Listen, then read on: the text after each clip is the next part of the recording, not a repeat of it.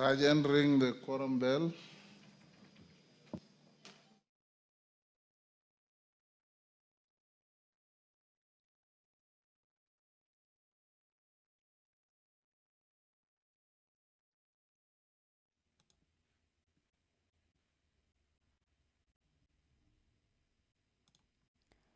The Speaker of the National Assembly, who is currently presiding over the business of the National Assembly, has directed the quorum bell be rung for 10 minutes by the Sergeant at Arms to allow for members of Parliament within the presence of Parliament to make their way into the chamber this afternoon, to allow for the proper quoration of the House for the National Assembly to commence the consideration of businesses. Before I handed you over, I was just taking you through the motion number 13, where the National Assembly will this afternoon be considering the mediated version of the bill, and the bill in question is the Division of Revenue Bill that states the amounts of the shareable revenue to counties. And after having sat for 4 sittings, the committee appointed from both houses of Parliament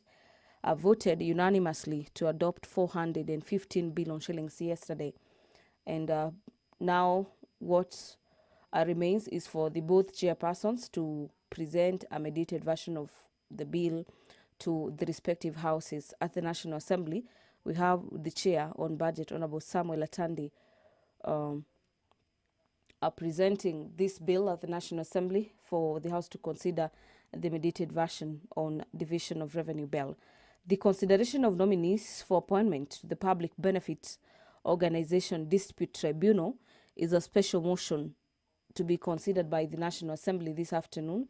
This motion is by the Chairperson, Departmental Committee on Justice and Legal Affairs. In the motion, the Chair of JLAC is seeking to have the National Assembly, on behalf of the JLAC Committee, approve the appointment of about 5 nominees to the Public Benefit Organization Dispute Tribunal. They are Eunice Otieno Arwa as the chairperson, Christabel Midiva Aboso as a member, Elizabeth Mbithe Mulwa as a member, and Leonard Kinyulusi a member, and finally Mohammed Sheikh Nur as a member.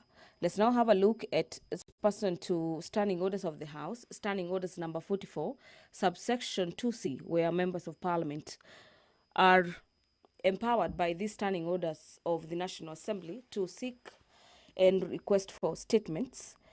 The Honourable Member for Loima, Honourable Protas Akunja, will be requesting for a statement on the delay in the implementation of infrastructural projects earmarked for the financial year 2024-2025. And this request for the statement on the delayed implementation of infrastructural projects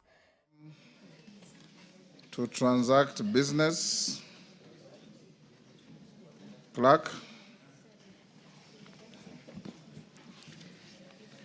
Order number 1, administration of oath. Order number 2, communication from the chair. Order number 3, messages.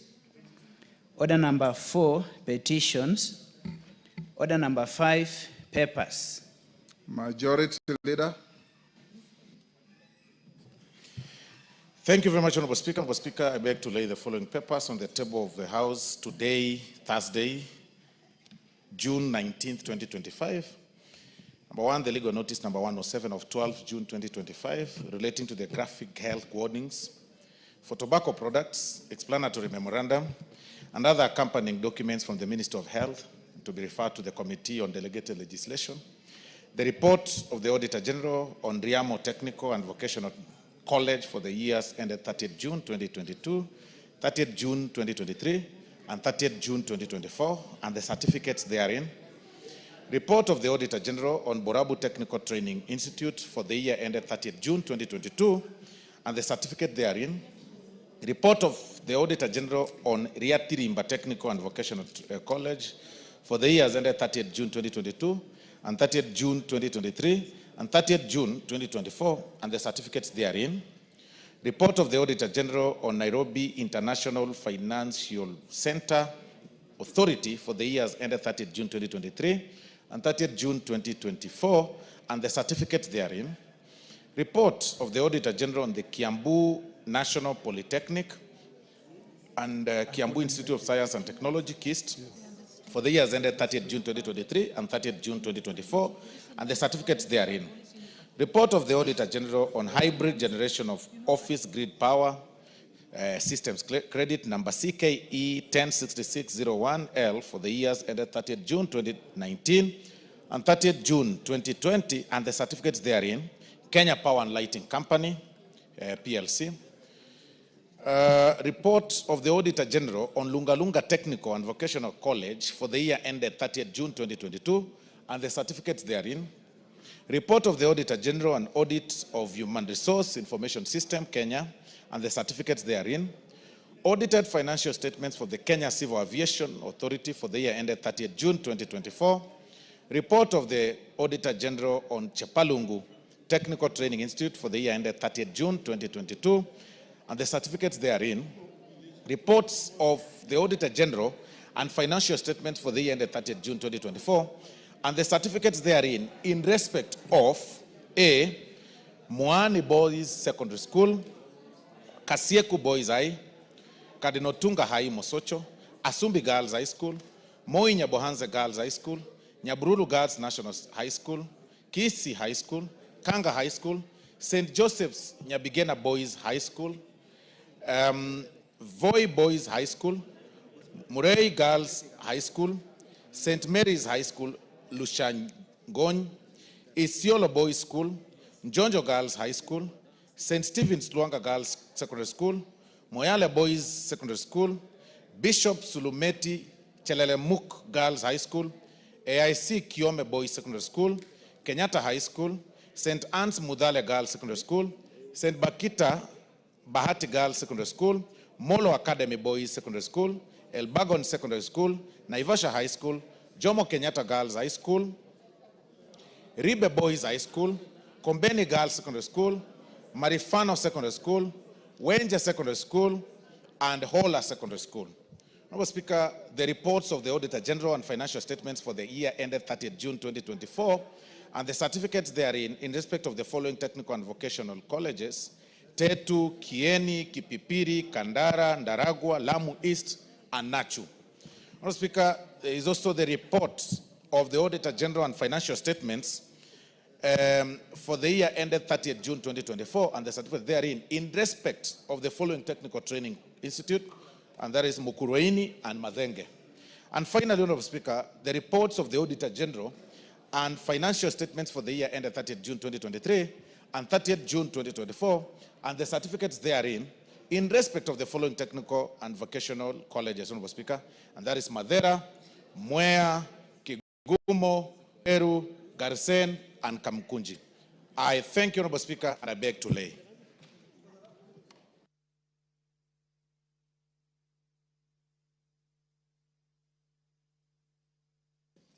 Honorable Soro. Next. Chairperson, Budget and Appropriations Committee. Thank you, Honorable Speaker. Honorable Speaker, I beg to lay the following paper on the table of the House today, Thursday, 19th June 2025. Report of the Budget and Appropriations Committee on its consideration of the fourth basis for revenue sharing for county governments.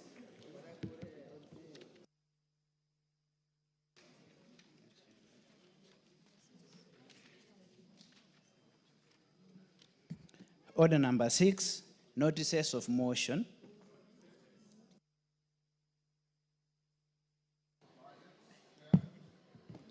Honorable Speaker, I beg to give notice of the following motion, that taking into consideration the findings of the Budget and Appropriations Committee on its report on the consideration of the fourth basis for revenue sharing for county governments, laid on the table of the House on Thursday, 19th June 2025, and pursuant to the provisions of Article 217, Sub 1 and 4 of the Constitution, on allocation of the share of national revenue among counties, this House concurs with the Senate and approves the fourth basis for the annual allocation of the share of national revenue to the county level of governments without amendments.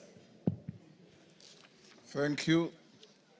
Majority Whip, where is the Chair of Finance and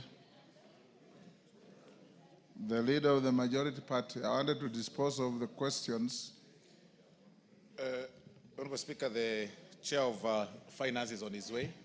We may skip a little bit, and the leader of majority will get here a little bit late today. Oh, but the deputy majority leader is around. Okay. Is there a member of the Finance Committee who can hold brief when we put the question at third reading?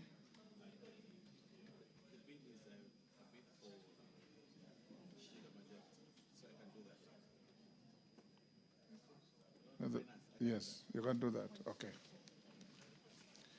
Okay, honorable members, order. Honorable members, I want us to dispose of the questions. I believe you have your supplementary order paper. Dispose of questions at order number 8, 9, 10, 11, and 12. Then we go to statements before we come back to order number 13 and eventually go into the committee of the whole. Before we call out, allow me to acknowledge in the speaker's gallery Kiamuriuki Primary School from Chuka Ikambangombe, Tarakaniti, Unity High School from Naivasha in Nakuru, Kamba Secondary School from Daragwa, Nyandarua, and in the public gallery we have Korongoi Girls School from Bureti in Kericho County. On behalf of, yes, honorable member, you want to then do it for everybody? Yes. Thank you, Mr. Speaker. On behalf of this House, we want to welcome all the students from all the counties and the schools that are here today, especially Korongo Girls, the most progressive school and the most disciplined girls' school in my constituency. On behalf of Parliament and the rest of us here, we welcome you to this honorable House to be able to see the proceedings and the things that do happen in furthering the welfare and the education of our students in the country. We welcome to this hallowed place and enjoy your time while you're here. Thank you. Thank you. On behalf of the Speaker and the House, we welcome all the students, their teachers, and those accompanying them to the House of Parliament. Owen, are you ready? Can we now go to order number 8? Order number 8, motion, report of the Committee of the Whole House on the Finance Bill, National Assembly Bill number 19 of 2025, question to be put in third reading. Honorable members, I'll now put the question at order number 8, which is that this House do agree with the report of the Committee of the Whole House on its consideration of the Finance Bill, National Assembly Bill number 19 of 2025. As members of that opinion say aye. Aye. Will those of the contrary opinion say nay? The ayes have it. Mover. Thank you very much, Honorable Speaker. Honorable Speaker, I beg to... Members at the bar, take the nearest seats. Okay. Go on. DK, where's your nearest seat?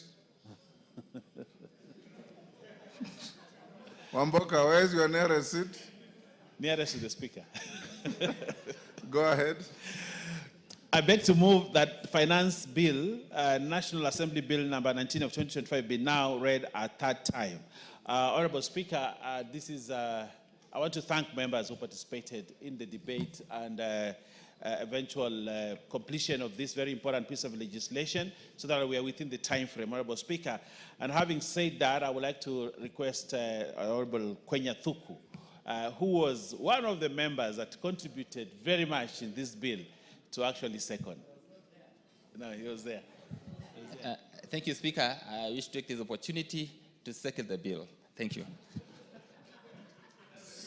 Thank you.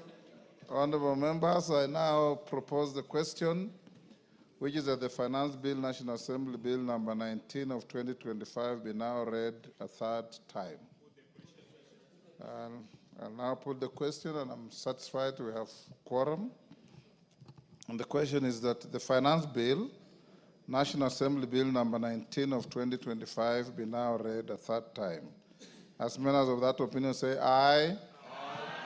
Will those of the contrary opinion say nay? The ayes have it.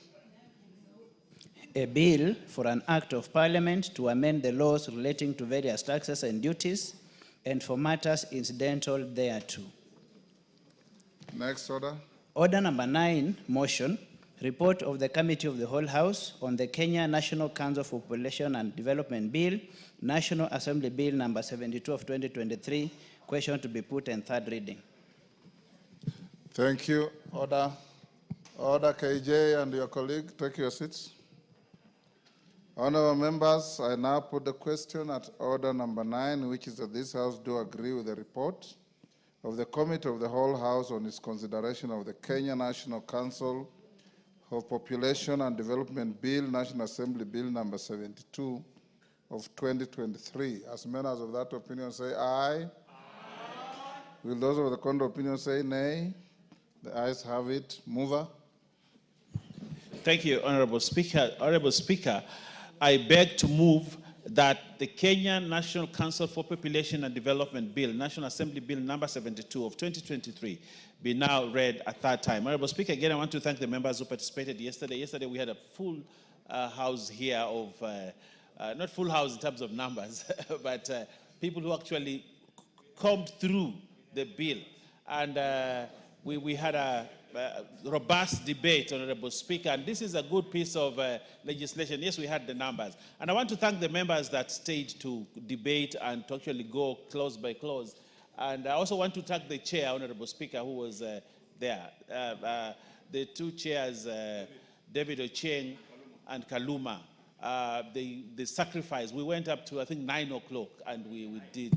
There is no sacrifice. They were working. They were working. Yes. They were working. And they did a good job. If you have something like tea, too, you can give the two gentlemen for a good job. But then I also want to call Irene Mayaka, who was here throughout. Yes, to second. You know, I always think you are a third-term member. So Irene Mayaka, please second this bill. Thank you. Yes, Irene, go ahead. Thank you, Honorable Speaker. I second. Take your seats. Honorable members, I now propose the question, which is that the National Council for Population and Development Bill, National Assembly Bill number 72 of 2023, be now read a third time. We put the question?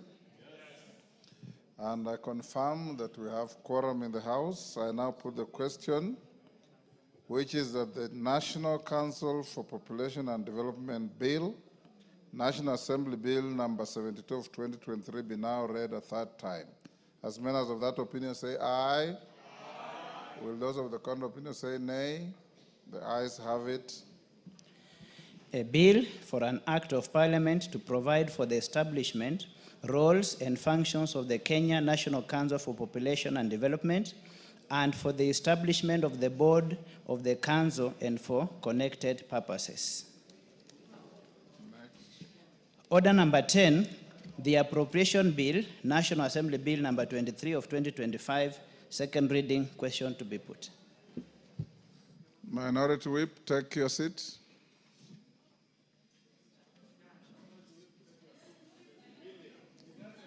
Honorable Millie, take your seat. Honorable members, I now put the question at order number 10, which is that the Appropriation Bill, National Assembly Bill number 23 of 2025, be now read a second time. As members of that opinion say aye. Aye. Will those of the contrary opinion say nay? The ayes have it. A bill for an act of parliament to authorize the issuance of a sum of money out of the consolidated fund and its application towards the service for the year ending on the 30th June 2026, and to appropriate that sum and a sum voted on account by the National Assembly for certain public services and purposes. Next. Order number 11, the Equalization Fund Appropriation Bill, National Assembly Bill number 21 of 2025, second reading, question to be put. Honorable members, I'll now put the question at order number 11, which is that the Equalization Fund Appropriation Bill, National Assembly Bill number 21 of 2025 be now read a second time. As members of that opinion say aye. Aye. Will those of the contrary opinion say nay? The ayes have it. A bill for an act of parliament to authorize the issue of a sum of money out of the Equalization Fund and its application towards the service of the year ending 30th June 2026, to appropriate that sum for certain public basic services and for connected purposes. Honorable members, you'll note, Majority Leader, that at order number 14, you will be going to a committee of the whole on order number 10 and order number 11. So be ready for that. Next. Order number 12, the Kenya Roads Amendment number 2 Bill, National Assembly Bill number 16 of 2025, second reading, question to be put. Order, Honorable Wanjala, take the nearest seat. Benja, take your seat. Honorable members, I now put the question at order number 12, which is that the Kenya Roads Amendment number 2 Bill, National Assembly Bill number 16 of 2025, be now read a second time. As members of that opinion say aye. Aye. Will those of the contrary opinion say nay? The ayes have it. A bill for an act of parliament to amend the Kenya Roads Act. Let's go back to order number 7. Order number 7, questions and statements. Harun Suleha.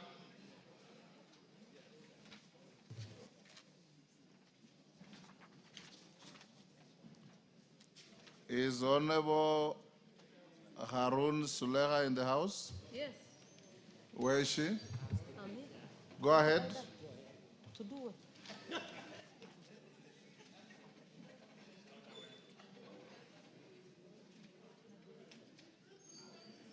Harun, you have no statement to make. You are listed as having a statement to make on behalf of Gitonga Mukunji. You are not in the picture. Questions, statement stayed. Next is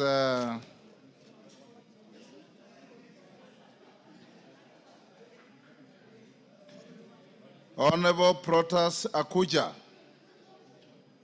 member for Loima.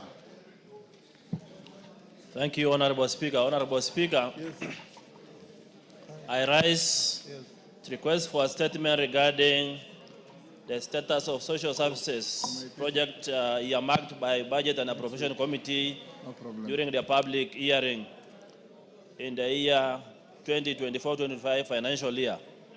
Honorable Speaker, pursuant to Standing Order 44.2c, I wish to request for a statement from the chairperson of the Budget and Appropriation Committee regarding delay in implementation of infrastructural projects earmarked for financial year 2024-2025. Honorable Speaker, following a public participation hearing by the Budget and Appropriation Committee in Turkana County in the current financial year 2024-2025, Turkana County was allocated 100 million to be shared among 6 constituencies for projects allocation identified by a constituent through their respective members of parliament. These specific projects were in the itemized budget and captured in the budget books as approved by this House for implementation by the respective state departments. Loima constituency had two sets of infrastructural projects falling under the State Department of Basic Education and State Department for TVETs. They included implementations of projects at St. Bakita Girls Secondary School, which included construction of teachers' houses, ablution blocks, and classrooms, together with construction of perimeter wall or fence at Loima Technical and Vocational Training. The implementation of these projects has not commenced despite funds being budgeted and allocated in their forties, noting that the financial year is coming to an end. Honorable Speaker, it is against this background that I seek statement from the chairperson of the Budget and Appropriation Committee on the following. Report on the status for implementation of projects approved by Budget and Appropriation Committee during the public participation hearing in the year 2024-2025 financial year. Number 2, report indicating the amount of funds released to institutions for implementation of the identified projects. And 3, specific measures being taken to ensure funds have been released and implementation of projects as commenced before closure of the financial year 2024-2025. I thank you, Honorable Speaker. Thank you. Yes, Budget Committee Chair. Atandi, when can you bring a response? Can we do it by Thursday next week? Yes, agreed. Thursday next week? Yeah, I'm in agreement. Thank you. Ariko Namoit, Turkana South. Honorable Ariko Namoit, go ahead, Ariko. Give Honorable Ariko. Which one? No, we'll come back to it. Yes, I called and she was not ready.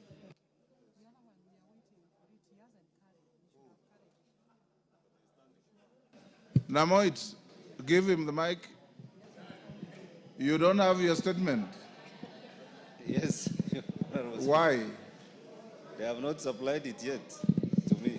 The order paper was out yesterday and you ought to have seen that you are listed to request for a statement. Honorable Speaker, I've gone to the table office. They said it's here. What do I do? What you ought to do is when you file a statement at the table office, you retain a copy. You ready now? Yes, Honorable Speaker.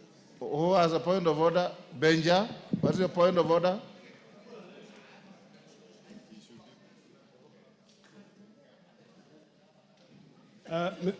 Mr. Speaker, Dr. Rico is my member in Finance Committee and I know him very well.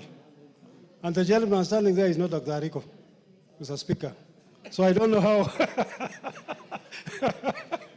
I know that. I don't know why. He's not Dr. Rico, Mr. Speaker. And I know where Rico sits in this house. Emade, do you have authority? Yes, Your Honorable Speaker. The standing orders are very clear. If your colleague wants you to transact any matter on his or her behalf, they have to write to the Speaker. I have received no such written request. So take your seat.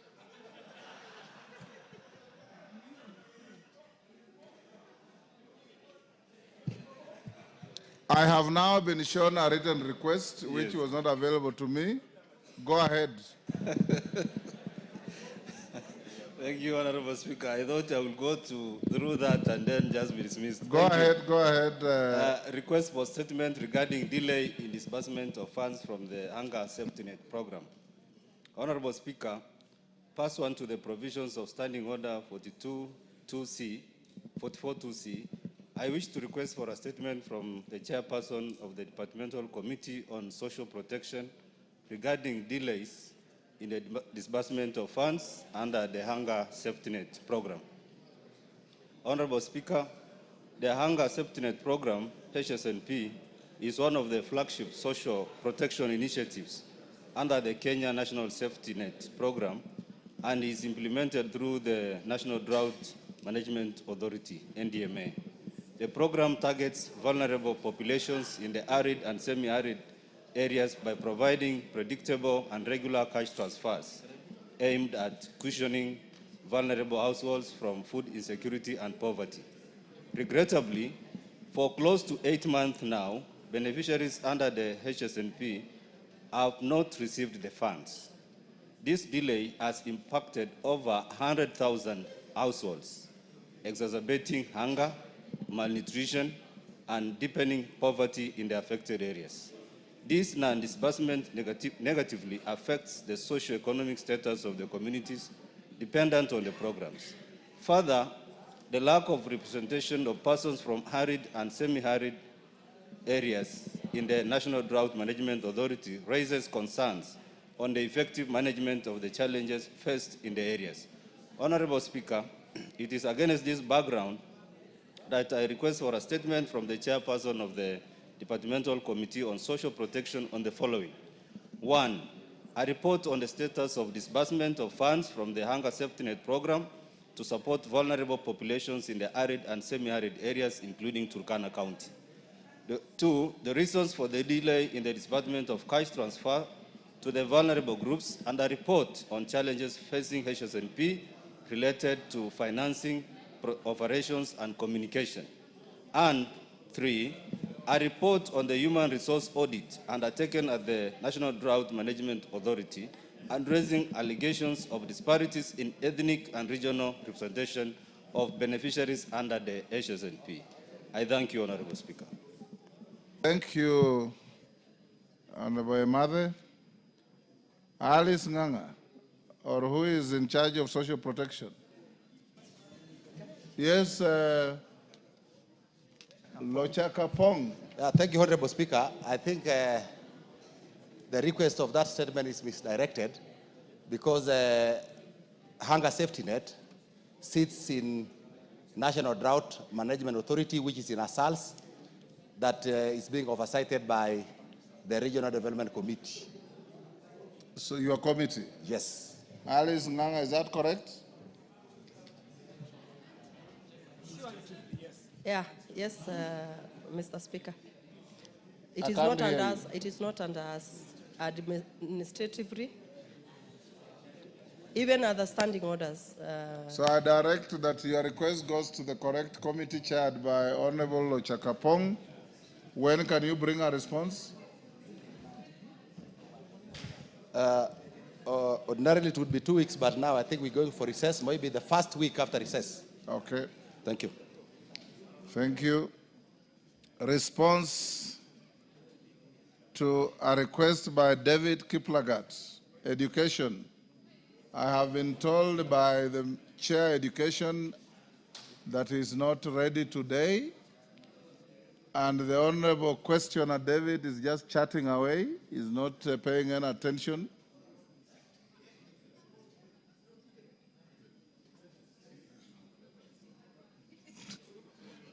David. Yes. You are chatting away the afternoon when you are part of our business. Your statement will be responded to next week on Wednesday. No, you can't. You are not even paying attention. Yes, pardon? Yes, Tongoyo? Thank you, Honorable Speaker. Honorable Speaker, you recall last week, I did promise the House that today, the Thursday, we were supposed to have the CS Interior appearing before the committee to respond to several statements numbering about 17 to 18 that has been were asked by members of this House.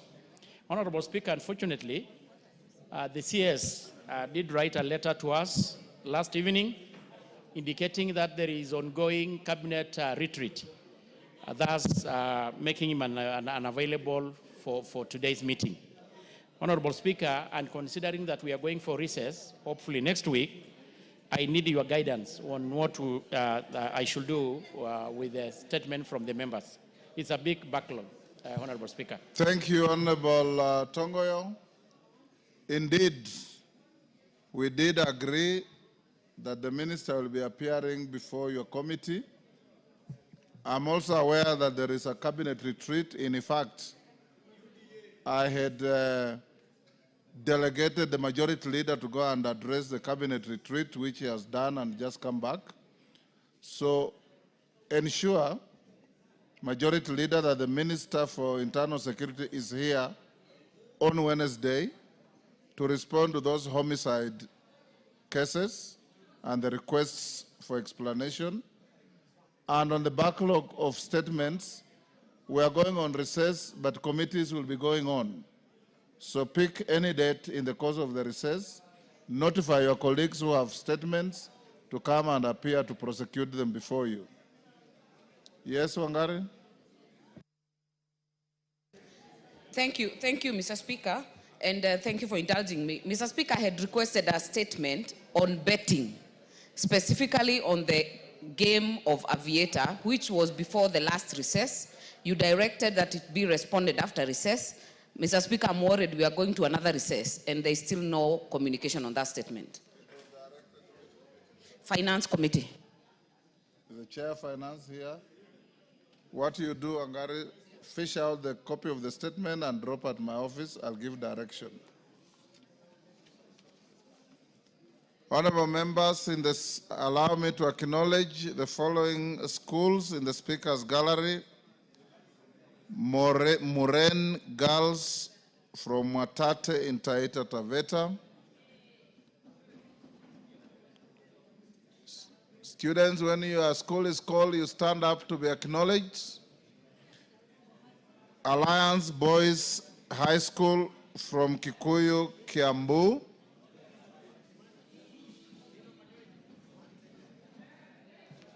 In the public gallery, Malivani AIC Primary School from Makueni. Ibara Girls Boarding from Borabu, Nyamira. Yes, Majority Leader. Allow me, Honorable Speaker, on behalf of the House, to welcome the schools present, the school from Nyamira, and of course, the Alliance High School. Honorable Speaker, exactly 31 years ago, exactly 31 years ago, I left the Alliance High School as a young man, very determined to serve the world, because we had a school motto that said, "You are strong to serve." And every day in the morning we prayed to God that He may give us the strength to grow up to be men who are strong in body, mind, and character to serve fellow men faithfully. So allow me to welcome these students and tell them that they are strong to serve, and they are welcome to the National Assembly, where their representatives represent them and the people of Kenya. And as they work hard in school, they must bear in mind that this country looks up to them, not just as the future leaders, but also as present, active citizens of our country. And we want them to be the best examples that they can be to the rest of the young people, Honorable Speaker. And I welcome them to the National Assembly. I was in Smith House in 1994, I was the House Captain in Smith House, and the senior prefect in charge of discipline, Honorable Speaker. That is why you find me being a very disciplined person, because of what I had to lead by example. And that is why even now when I lead here, I want to ensure that each and every one of us, including the member for Juja, becomes a disciplined legislator. Thank you, Honorable Speaker. Thank you, Majority Leader. You know, you as truly here went to a better school called Friends School Kamsinga. But two of my sons went to the Alliance High School. Yes, member for Mwatate, Mbogo. Hey, Mbogo.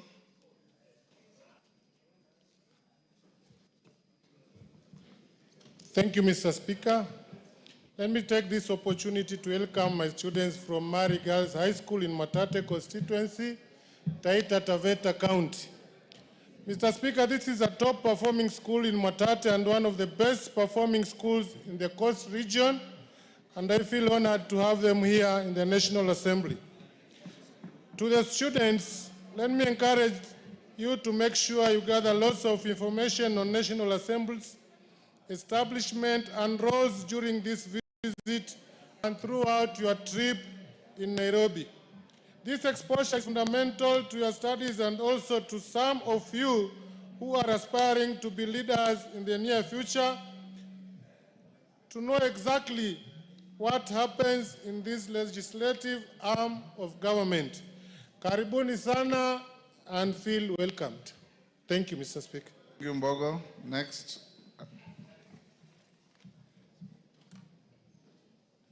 Clerk, next. Yes, Emily Odhiambo. Mr. Speaker, of course, I do welcome the students that have come here, but that's not the reason why I'm standing, Mr. Speaker. Mr. Speaker, yes. I just wanted to get clarity whether Honorable Wamushomba,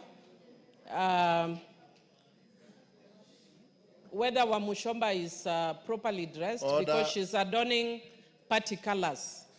She's wearing yellow, her dress is yellow, her shoes are yellow, Order. Everything about her is yellow. Is it appropriate to wear party colors in the House? Because she's adorning UDA colors, Mr. Speaker. And it's against the standing orders of the House. I'm focusing on Wamushomba. Order, Wamushomba, nobody has invited you to say anything. Order, honorable members. Order.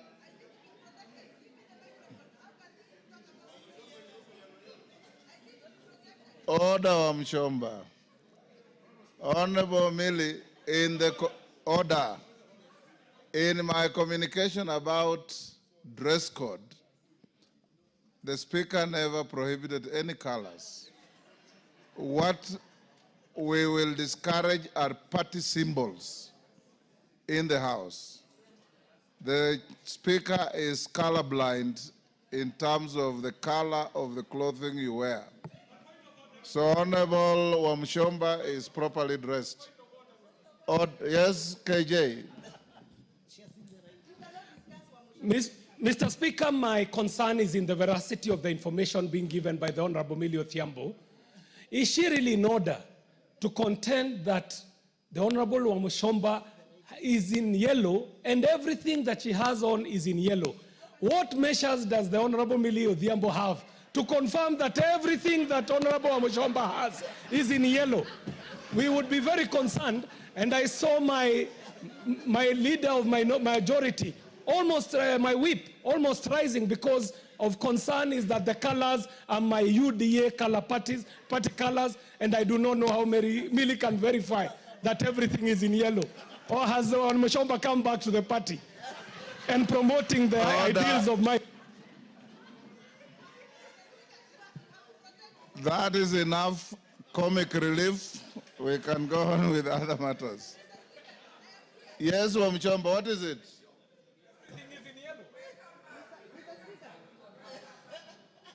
Mr. Speaker, it's unfortunate that my colleague and my senior Honorable Millie Odhiambo can only see Gathoni Wamushomba in the whole House. Yet behind here there is yellow colors. Even our seats have yellow. Yes, the emblem has yellow. I don't know, why are you so particular about yellow? Why are you so particular about this wonderful lady who is in black and yellow? It is because you know I have come here to dissect the finance bill and protect the wish of the Kenyans who you have refused to talk for. That is why you are all talking about me, because you know I am here because you have failed. Order, members. Order. Order. Honorable Wamushomba, you are out of debt. The finance bill is way behind us. It is now in the annals of parliamentary history and is going to be implemented. So if that's what you came for, then you are out of debt. Let's end there. Suleha, you have authority to present a statement, request for a statement Is it a request or just a statement to be made? It's a general statement. Go ahead. Honorable Speaker, pursuant to the provisions of Standing Order 43.1, I rise to make a statement of great national importance regarding a blood donation drive scheduled to be hosted by the Kenya Young Parliamentarians Association, KYPA, on Monday, 23rd June 2025 within Parliament buildings. Honorable Speaker, the KYPA has organized a blood donation drive within Parliament in commemoration of the 2025 World Day, which was observed last week on the 14th of June 2025. This event comes at a time when the country is facing a persistent shortfall in blood supply, with the annual national demand for far outpacing the available voluntarily blood donations. While our health professionals have been working tirelessly to save lives, many patients have to wait and sometimes perish in the course of waiting, simply because the blood was not available in time. This situation calls on us parliamentarians, by virtue of our unique positions, to influence positive change in embracing voluntarily blood donation to save lives. This is because our voices as leaders can shape public opinion, inspire trust, and unlock positive response to the much needed resources for the national blood service. Honorable Speaker, it's for this reason that I invite all members of this House to participate in the blood donation drive on Monday, 23rd June 2025, here in Parliament. Your participation in the drive will be greatly symbolic and transformative. I also encourage participation members to use their platforms both here in Parliament and in the constituencies and counties to create awareness on blood donation and address the cultural, religious, and logistical barriers that hinder voluntarily blood donation. This will inspire their constituents to participate in the ongoing and future blood donation drives to boost our banks. Honorable Speaker, to further encourage voluntarily blood donation in the country, I call upon the House to support legislative and budgetary efforts to strengthen Kenya's blood donation system, including modernization of the blood infrastructure, promoting plasma fluctuation, and enabling blood service reimbursement under the Social Health Insurance Fund. At an appropriate stage, I will table a motion to declare the month of June as Kenya's National Blood Donation Month. This will serve as a lasting legacy that will institutionalize annual nationwide blood donation efforts in the country. I thank you, Honorable Speaker. Thank you, Suleha. Honorable members, we go to the next order. Order number 13, motion. Approval of the mediated version of the Division of Revenue Bill, National Assembly Bill number 10 of 2025. Majority Leader's Thursday statement. Yes. Thank you, Honorable Speaker. The clerk was in a rush.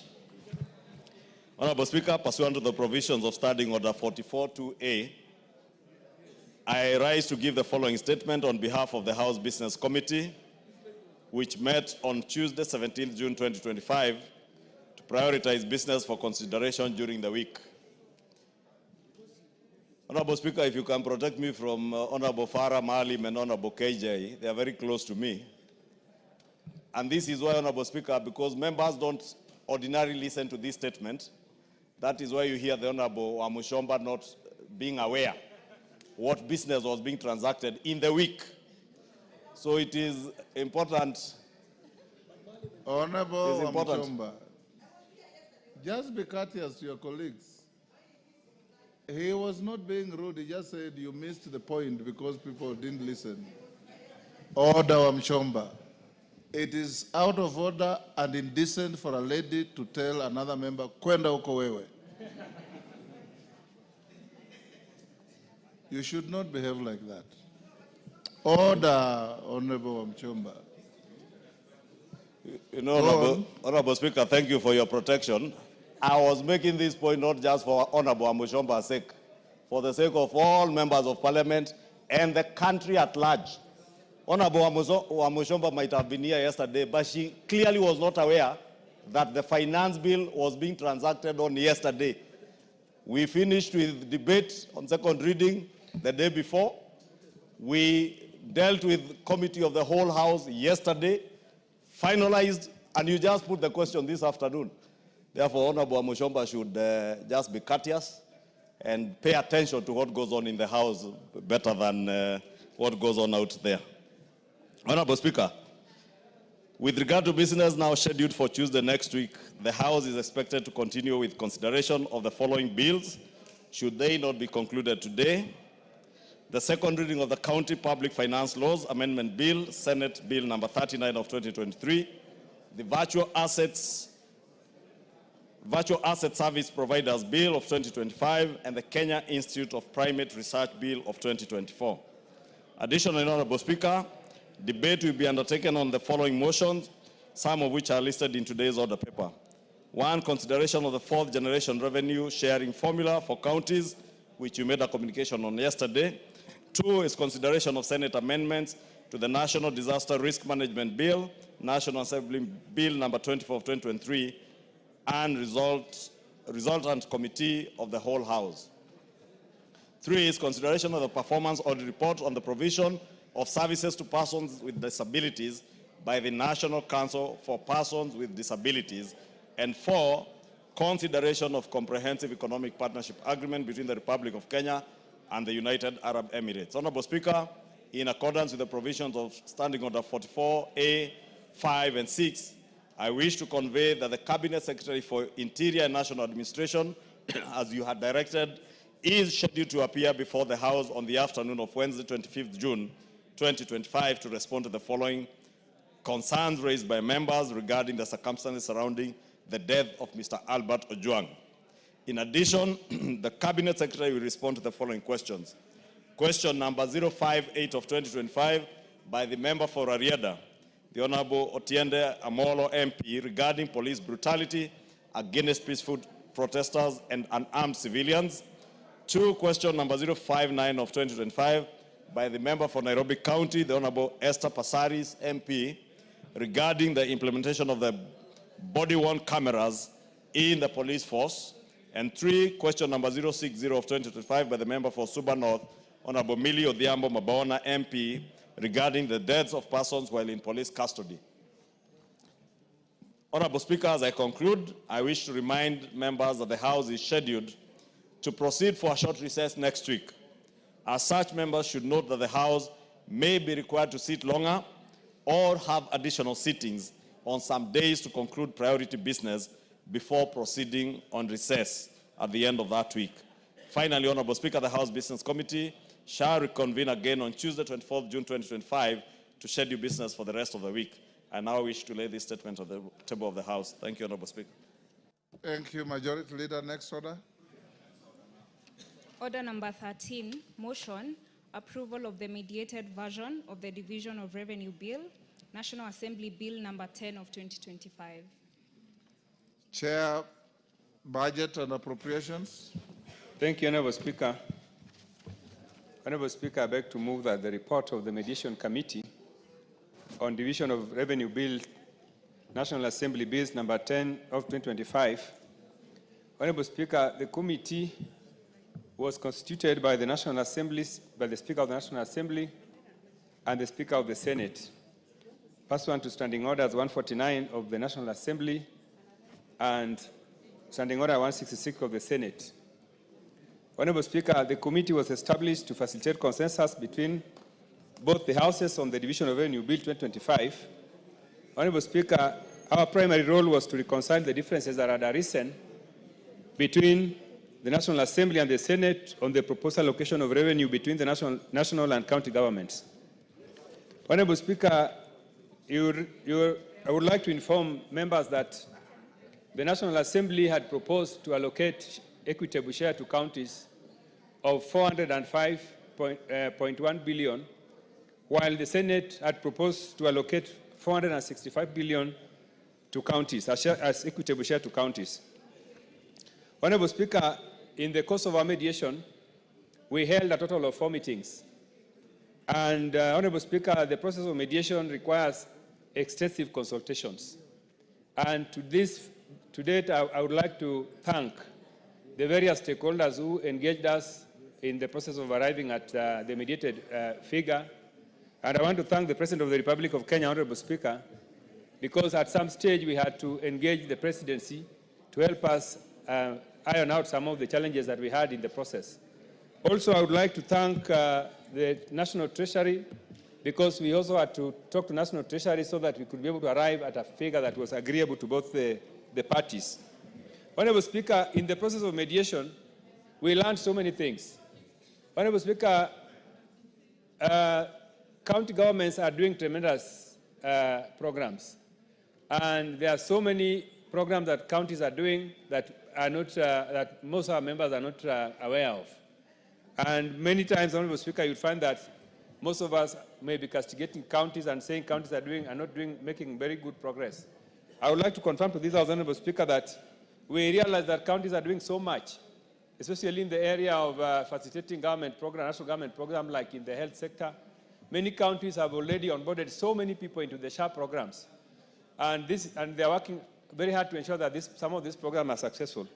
Honorable Speaker, also there are programs that the national government and county governments are engaged in partnership, some of which involve construction of CAIPs, County Aggregation and Industrial Parks. Most counties, Honorable Speaker, have been able to finish some of those programs. Honorable Speaker, there are also programs involving agriculture that counties are engaging in. Many counties are also succeeding in doing a lot of infrastructure like tarmacking of roads. So, Honorable Speaker, the amount of money we allocate to counties is not in vain, Honorable Speaker. And I want to confirm that both the President and this House are committed to devolution. And to see that the government national government is committed to devolution is to see that, Honorable Speaker, we were able to arrive at a figure which is historical, Honorable Speaker.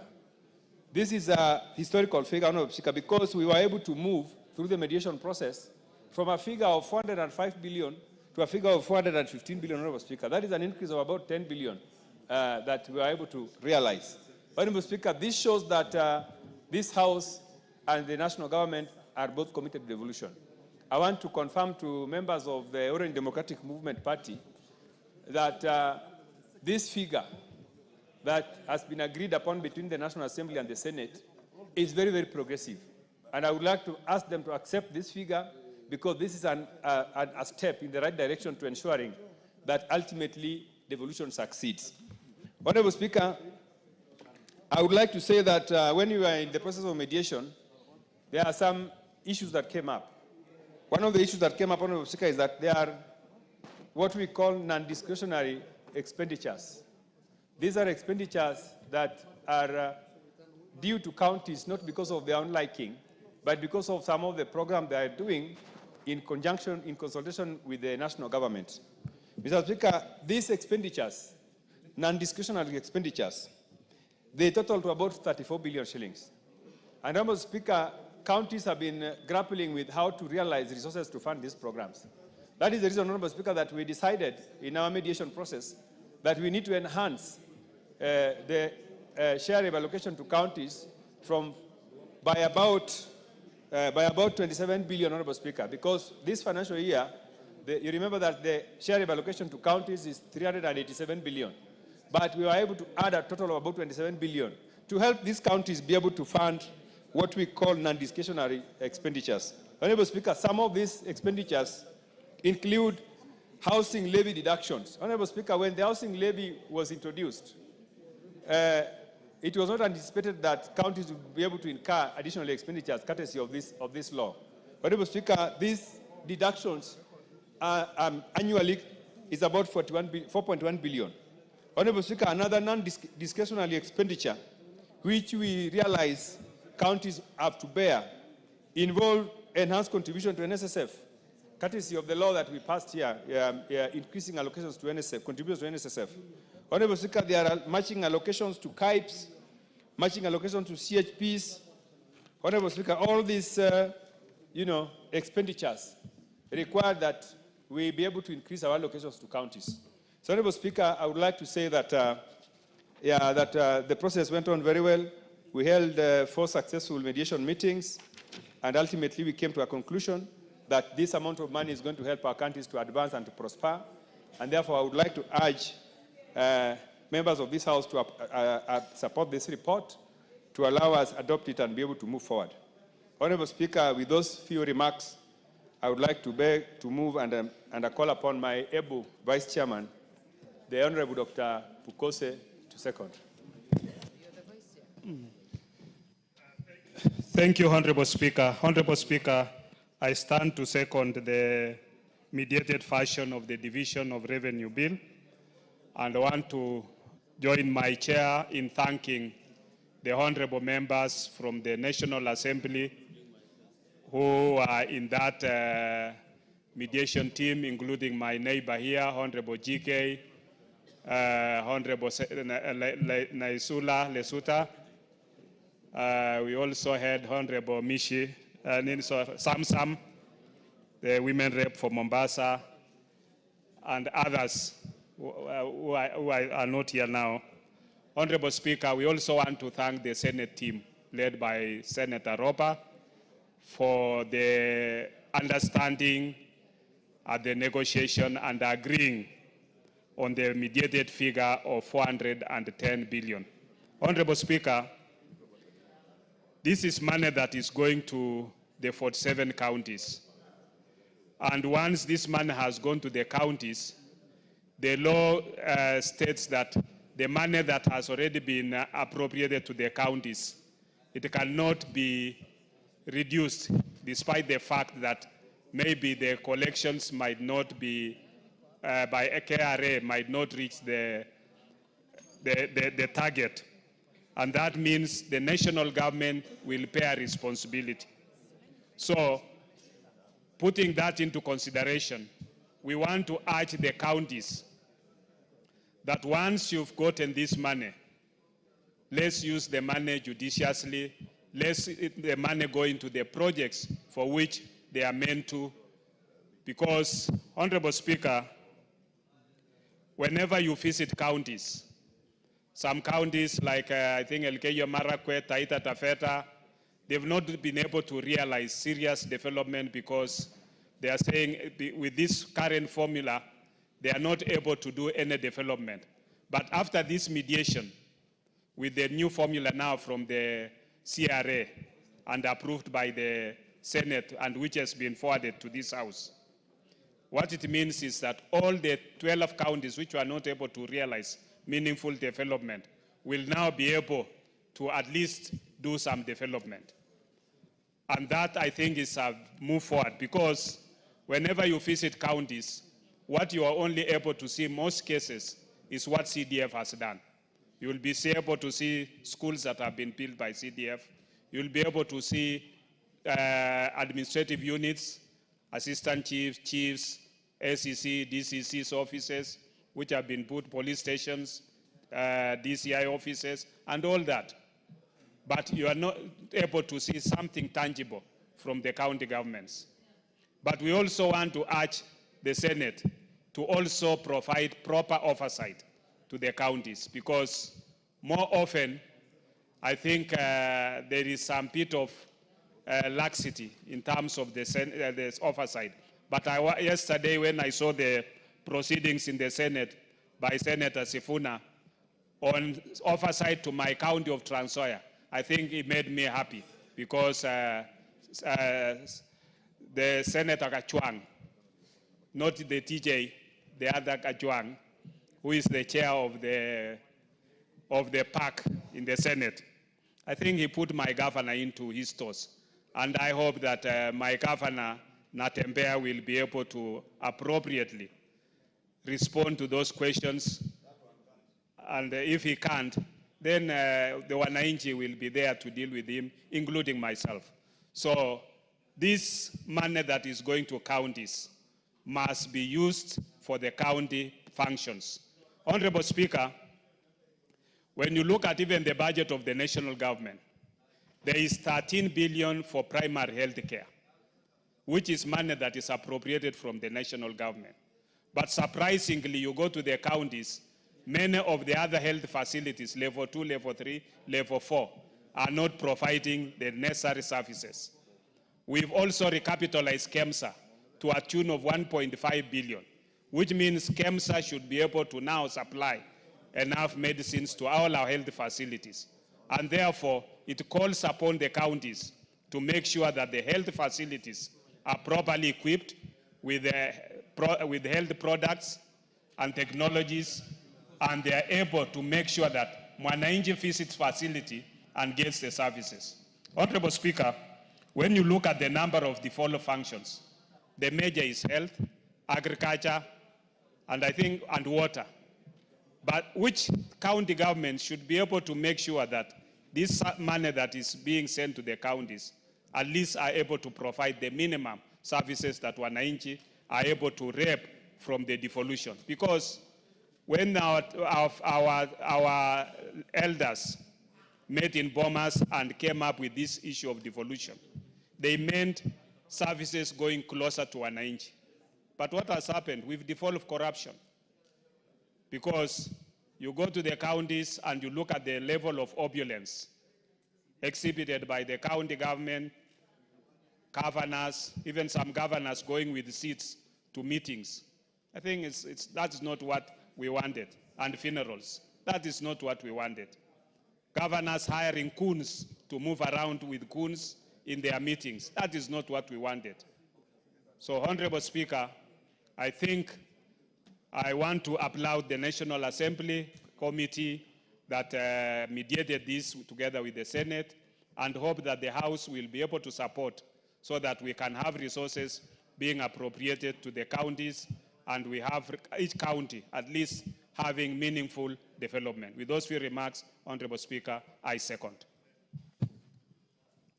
Honorable members, order.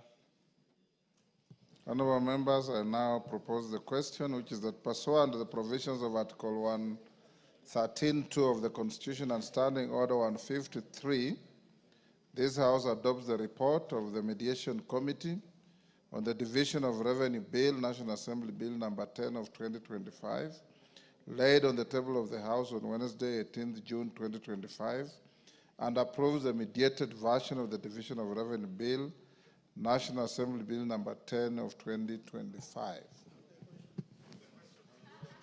Yes, Majority Leader.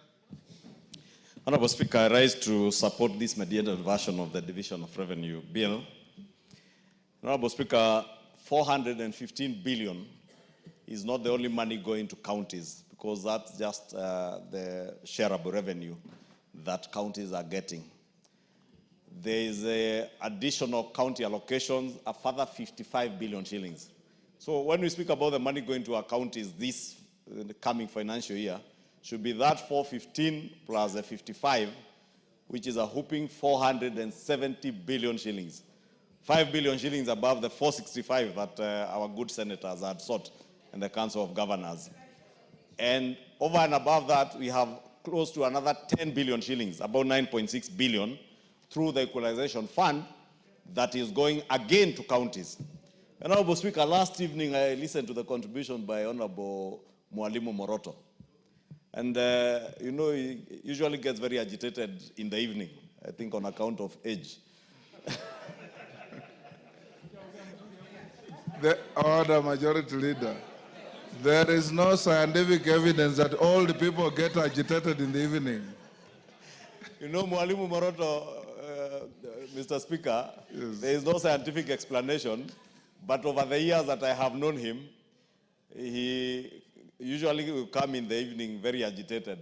Yes. I have never figured out for what reason. But his agitation notwithstanding, Honorable Speaker, he was very passionate about Equalization Fund money and pleading that this money should have been implemented through constituencies, whether through a model like NGCDF or whichever other model, because most of that money, and I could identify with what Honorable Moroto was saying, because I have been to his county, and they are lagging behind like many other counties. And this fund was meant to uplift those counties that were lagging behind others. But unfortunately, with devolution, the more money that goes to a county, I think the more corruption there is in that county and the more backward that county continues to be. I don't know why, Honorable Speaker. Because if you look at the counties that benefit with the highest amounts, corruption is also very rampant, and I don't want to name any particular county, Honorable Speaker. And also, Honorable Speaker, the status in which those counties were at the advent of devolution, most of them are still in the same state. So you have to ask yourself, where is all this money going to, Honorable Speaker? When I listen to the Vice Chair of the Budget and Appropriations Committee speak and allude to some counties, like his county in Trans Nzoia, I couldn't help but imagine these are the same governors who, when they are accused of corruption and EACC summons them to appear before them or they are arrested, they mobilize goons to even ban EACC and police cars on account of being asked to be accountable of the money. I'm saying this, Honorable Speaker, because these accounting officers in county governments, our governors, must be accountable of this money that is being appropriated to counties, Honorable Speaker. It is true, Honorable Speaker, that many Kenyans are still suffering without medication in their county hospitals. At a time, hundreds of billions are being devolved every year to our county governments, Honorable Speaker. I know we just come from a very painful journey on RMLF. Honorable Speaker, walk to any county in this country. MCAs say it openly that this RMLF money is the only money we would get to eat. Therefore, when we say here that when governors get RMLF money, Honorable Speaker, and I know we are about to do legislation around the issues that the court made a decision on, we must be emphatic and give conditions that will ensure RMLF money goes specifically to doing roads and not just doing maram roads. They must tarmac roads. Yes. We must conditionalize that money to ensure that, because there is no county in this country without a shopping center, without some sort of urban population, that at least this money goes to tarmac roads in those urban centers, or if they are doing in rural roads, roads already identified in work plans by the Kenya Roads Board, so that we stem the abuse of all these monies that are going to the counties. Because we can't give 415 billion in shareable revenue. It is all stolen. Honorable Speaker, if you look at the Comptroller of Budgets reports, you'll be shocked. The percentage of money going to development from this shareable revenue. And why, Honorable Speaker? Because if I am elected as a governor today, I will find ward administrators, sub-county administrators, I don't know, village liaison officers, who are on permanent and pensionable terms employed by your predecessor. Then a new governor comes into office, they recruit their own kin and their own friends and campaigners into the same permanent and pensionable jobs. Then they start crying all over, oh, we have no money for development. You have no money for development because you have failed in governance. You don't have to employ every other person who campaigned for you. Grow the economies in the counties, and your supporters and those who campaign for you will be able to get jobs when economies in your counties are growing, when roads are functional, when hospitals are functional. Those economies will thrive, and all your supporters and your citizens in your counties will have job opportunities that will come their way. Therefore, with those many remarks, Honorable Speaker, allow me to support with that caution, Honorable Speaker, that when we come to do the law, and I hope the chair of the Roads Committee is listening, if he's still here, the Honorable GK is here, that we must conditionalize that money for RMLF. Just like when we do the additional county allocations, that money comes with conditions, even this one for RMLF must come with. And the cardinal condition on shareable revenue must be accountability and transparency in how this money is utilized at the county level. Thank you, Honorable Speaker. I beg to support. Yes, Farah, I'll give you just a question. Speaker, While I also want to put my voice in supporting this mediated version of the Revenue Division of Revenue Bill, National Assembly Bill number 10 of 2025, I also want to add my voice into the rampant corruption that is so prevalent in our country right now. You wonder what is happening to the law and order in the country here. We have equalization fund, which was supposed to be used to help the counties that were left behind from the colonial days, who were marginalized systematically. That equalization fund right now, the county governments want to lay their hands on that. And before we could even go far, in one constituency, the governor has the audacity to call the councillor, the MCAs, and tell them, you people have been disturbing me, you want to put a motion of impeachment on me, you can take that one for your ward. 23 million, 20 million, 15, literally parceling it out and telling them that is where you're going to make money. The idea is that these MCAs would go there. I don't know if they're going to accept it. A few of them have called me and they were disgusted by it. And just create some things like a small pans out there out of nowhere without proper bill of quantities there, and they take the money. Whereas I had indicated myself before that we need that money to put in an infrastructure, help the entire rural area of my constituency get the national grid. And by the way, REREC has got the materials. All they need to do is for the labor itself. That place would have lit up the entire constituency. But when you put that in the hands of governors, then what happens? Only labor and transport is what was supposed, that money, 200 million can lit up my entire constituency, help with labor and transport, and that's it. Because the materials are there with REREC. But when you allow the county, I don't know why even the executive is scared of the county governments. Why are they allowed to do the kind of corruption they're doing, which is rampant, which is unbridled? Unbridled, literally. It's a runaway, amok, berserk. I think that's where, somebody told me the other day, old age and death comes through the legs. When you get older, you begin losing the strength of your own feet themselves, and basically the muscles don't work.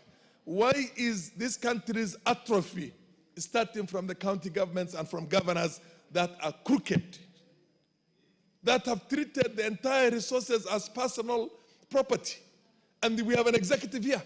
And this message goes straight to the executive and all the agencies that are supposed to work with that, who are supposed to make sure that they do the needful in the maintenance of law and order and protect the national resources for the benefits of Kenyans. For the benefits of Kenyans. Because when these things are happening, and they're happening in the manner in which they're happening, with almost zero public participation, and people are making money out of that, and we allow it to happen. We allow hundreds of billions of Kenya shillings to get wasted. And for governors to have their vehicles, take choppers, take planes, and everything else, and literally turn this into a private property. Mr. Speaker, I think we have a problem in this country, and this house being a legislative house, a lawmaking house, that has that express ability to do that, and the constitutional mandate to do that, we better begin dealing with these things very well and saying that we're not going to pass any of these appropriations before certain things are put in place. You remember when we're trying to negotiate the RMLF, before the courts pronounced themselves into that, because the governors were the ones who were pushing for these things, and they're also coming for the CDF. And the whole idea of coming for all those things is not to put these things in the hands of an entity, which can, another authority for the benefits of the people. They just want to steal it. They're doing that with the donor money also. Mr. Speaker, I want to put my voice on this, but at the same time say that we have a problem in the country. We're talking about corruption in the country. And the same corrupt guys are the ones who seem to have the ear and the support of the local people out there. Because Parliament has failed to do its work, National Assembly has failed to do its work, the executive has failed to do its work, the government, the appropriate authorities on the maintenance of law and order to protect the national resources are not doing their work, well, we have a problem. We have a problem of resources in the country. We have a problem of poverty, rampant poverty. The amount of money that goes out there for devolution should be able to change the lives of the people out there. Change the lives of the people. The students, absolutely, absolutely. And if the Senate is going to transform itself into a body whenever an impeachment is brought for them, then governors are going around dishing money. And governors go out there and try and influence the MCAs in their own counties by sending in elders and everybody there and saying our government is now coming down. I mean, these things are bad. The common man has got to be educated. There has to be sufficient civic education to tell them that every coin has got to be accounted for. At the national level, at the county level, at all levels, including ourselves at our own CDF levels. We are not managing the CDF is managed by a board, but it's got to be, everything has got to become accountable, Mr. Speaker. We have a nation, we have resources, and the resources is not getting down to the people. The people are poor. The Kenyans are suffering. Students are suffering everywhere. Because the little we have for what we call bursary is not sufficient. And the county governments are not putting money into that. They're putting money into building walls and building what we call white elephant projects. And they are the contractors themselves. The governors are the contractors themselves. And consultancies. And God knows what. Fetes and dramas and everything else. So, Mr. Speaker, this House has got to rise up to the occasion. Members of Parliament must take the responsibility of protecting the national resources from everybody who's going to misuse them. If we don't, then we become complicit in that. We become part of the corruption. We become part of the rot. And we can see the kind of problems that are going on in the country. The country is bleeding. There's no question about that. Let us rise up as legislators ourselves, use the appropriate, instruments through the committees and everything, make sure that we change the laws when there's need to change the laws and stop thugs from stealing national resources. Because we are the lawmaking body. We have the instrument to put a bridle on these things, and we're not doing that.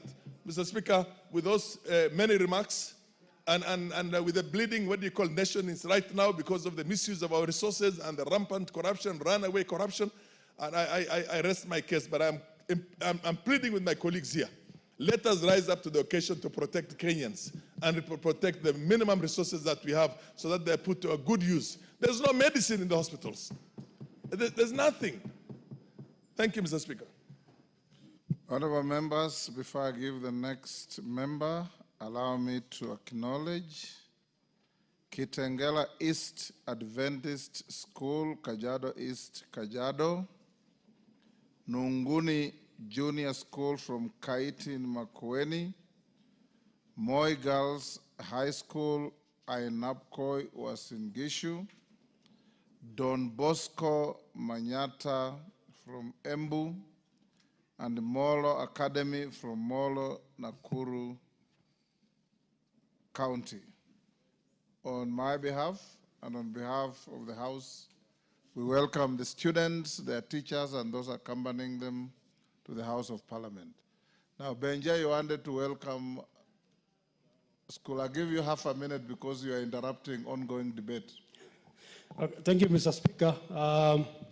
Let me first and foremost welcome all the students from various schools in the Republic, Mr. Speaker. Let me tell them welcome to Parliament. I wish them a very nice tour in Parliament and everywhere else they are going, Mr. Speaker. Mr. Speaker, I welcome in particular Moi Girls Eldred, because, Mr. Speaker, amongst them, Mr. Speaker, is my daughter. And I'm told the Deputy Speaker also was a student there. So let me welcome all of them to Parliament. I wish them a nice tour. And I want to inform them, Mr. Speaker, that Parliament is created under Article 94 and given functions under Article 95. I wish them that they become great women and great men in future, Mr. Speaker. Some of them will be speaker, one of them will be a speaker like you, Some of them will be members of Parliament, Mr. Speaker, and other great people in the Republic, Mr. Speaker. So welcome. Thank you. Honorable members, this motion is a product of a bill you debated extensively and rejected the amendments to the bill by the Senate. And we took it to mediation. Looking at the Hansard, we're just saying what we said when we were rejecting the bill. Isn't that so?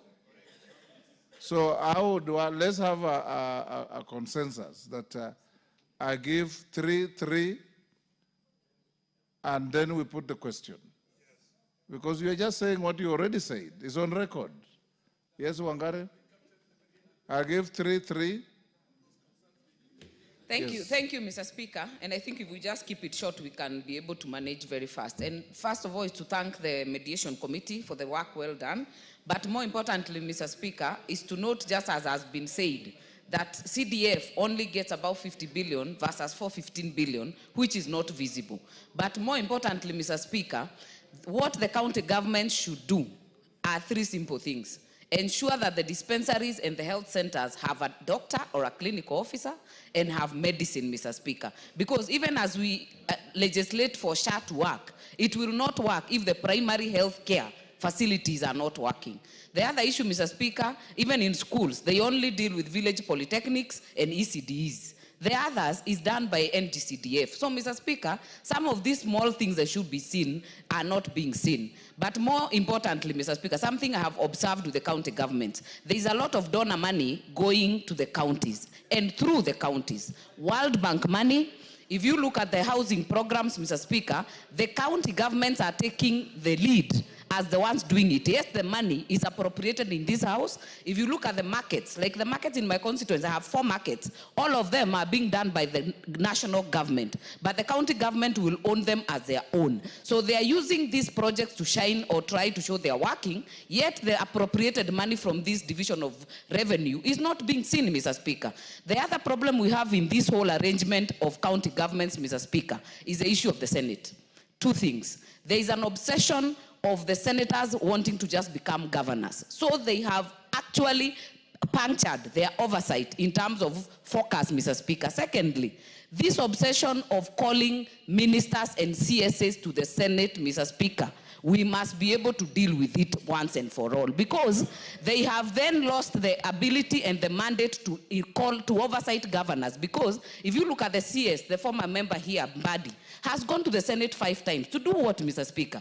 Appropriation and money matters are in this house. So, Mr. Speaker, this problem we must deal through our standing orders. Let us be clear that the ministers and the CSs appear before the National Assembly, because even when there is a discipline issue, it is this National Assembly which can deal with it. Even a censure motion, Mr. Speaker, the Senate cannot do it. But then, Mr. Speaker, they have lost all the time to call the governors to order because they are too busy looking at the CSs and what they can do with the CSs. So, Mr. Speaker, those 2 issues have to be dealt within this House. Otherwise, we will keep going round, and the issue of oversight from the Senate will still be lost. As I support, I would like to put that on record, Mr. Speaker. Thank you. Elachi. Thank you, Mr. Speaker. Mr. Speaker, I also rise to really thank the mediation team and to appreciate that indeed, as everyone has said, that this House must get back its power. That one thing even the Supreme Court has clearly stipulated, that this is the House that deals with the monies of this country and are able to ensure you allocate money that will go to be used in the right way. And Mr. Speaker, when you look at the county governments, first of all, you ask yourself, and I want to thank Baba, because he pleaded and he said, we give the county governments 450, we have gone 70 plus equalization fund. For the first time, CS body will be able to ensure we are getting the equalization fund. But then now the question comes to, how are we going to use these resources? Yet you find a governor, Mr. Speaker, who has decided you can have as many advisors as you would wish, that this money now will become foreign money trips, which is very unfortunate. That is why we are finding ourselves with challenges, that we are finding the growth of the country is below level. Why? The money we have sent to build growth, to build the markets that are coming in, to build the micro entrepreneurs, the small, medium, is gone, and the governor will decide, Mr. Speaker, what he wants to pay, what he doesn't want to pay. Today, look at our Kenyans who are suffering with diabetes. That today in this country, insulin injection is 750 per day for a patient who is diabetic. And I want to call to the governors. We need to reduce the price. Our people are dying. Health is in your hands. Stop looking for bursary. Look to manage the people, help the people, so that we have lives in our country. How I wish they can concentrate on health 100%, and we concentrate on education 100%. We will have changed our country to a better country. Lastly, Mr. Speaker, the Senate. Mr. Speaker, I, Martha Wangare, Honorable Esuda, all of us were in the first Senate. Yes, I have said Mr. Speaker. Yes. And he was the lead. He taught us. He was our scholar. At that time, we thought we are going to have a Senate that will think through county governments. We never used to summon CSS. That was not our business. Once in a while, we'll summon when we know this is a county function, and now it's going to the dogs. But today, the Senate we have is a National Assembly bill. In fact, for 5 years, we invited ministers not more than 5 times. Yes. And we were there, and we did the best to bring the foundation. But this Senate has decided they know how to speak good English than any other person. But they forgot when they went to represent us for county governments. It was meant for Mwanainchi who doesn't want to understand English, but understand service. But if you tell the Senate to go back home and speak something different and ask him what is happening just on his doorstep, whether that family has gotten a patient who is sick, he has no idea. He has in his own county, he has not done even monitoring and evaluation to understand how many people are sick of the chronic diseases we have. Yet that is the key function that went devolved 98%. So as I finalize, Mr. Speaker, this thing of roads, as in Nairobi, first of all, you cannot bring us Maram. So while you bring this, you should know, as we tarmac, and all counties must start tarmacking, monies that come from national government must be used to tarmac roads, not to make some, I don't know what road, no. We must be serious about this, and we must stop this misuse.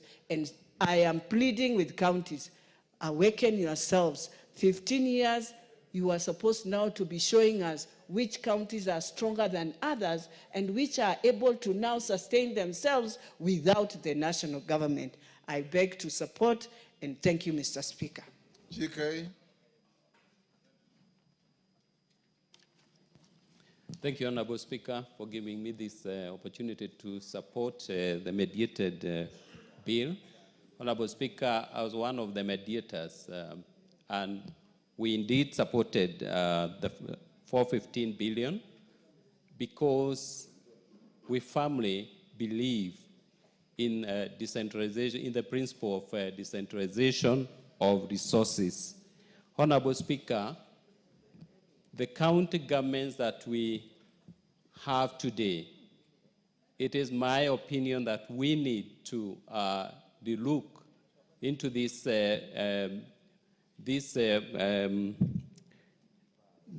system of devolution. We need to reform it because, Honorable Speaker, we formed this devolution because we want to, or we wanted to achieve a flourishing society, what is called in Greek eudaimonia. And Honorable Speaker, the achievement of a flourishing society comes when we focus on Human Development Index of our country. That is education, health, and the standards of living for our people. But Honorable Speaker, this is not what is happening. This is not what is happening in our counties.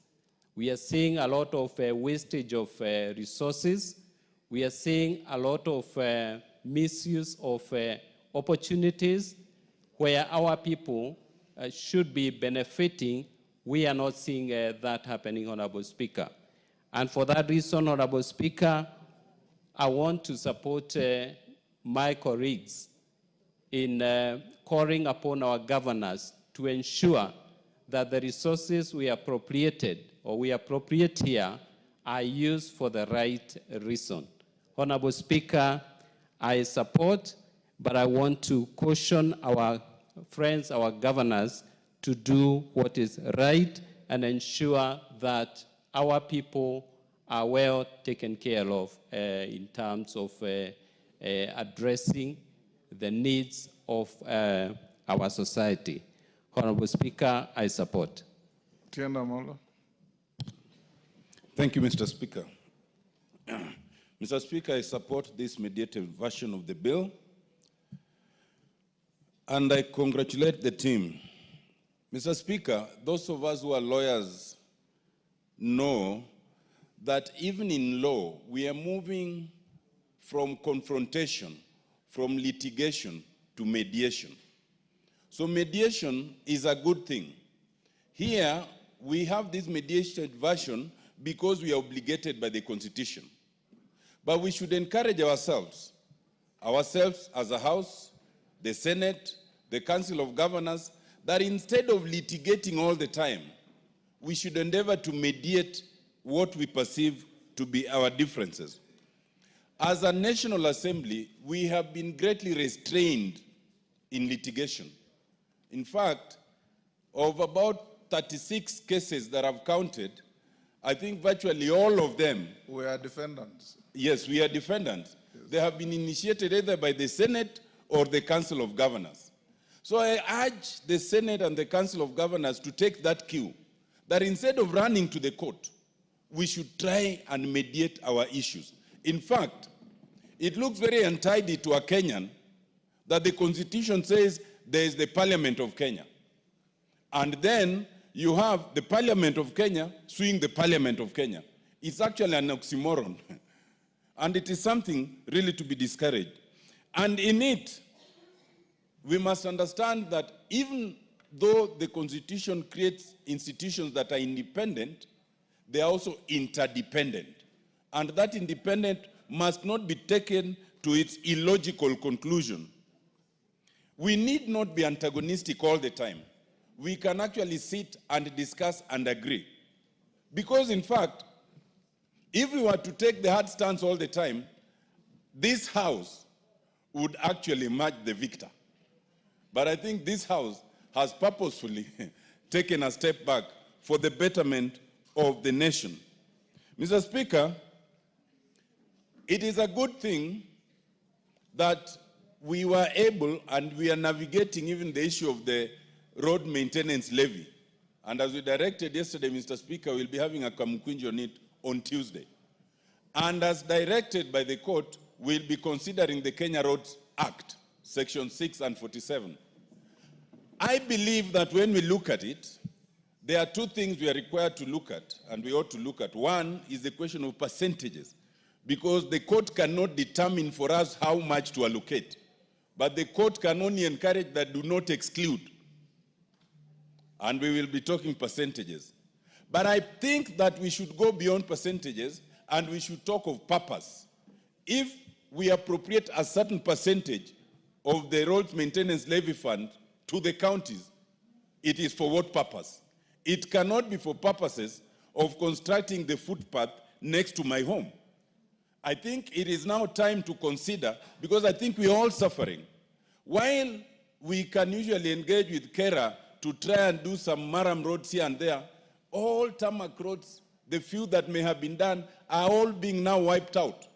So we should now restrict anything that is allocated to the counties to the low volume tarmac in the urban areas within our constituencies. That way we can see what is being done. And that is very important, Mr. Speaker, because, for example, take two examples that are totally devolved. Health.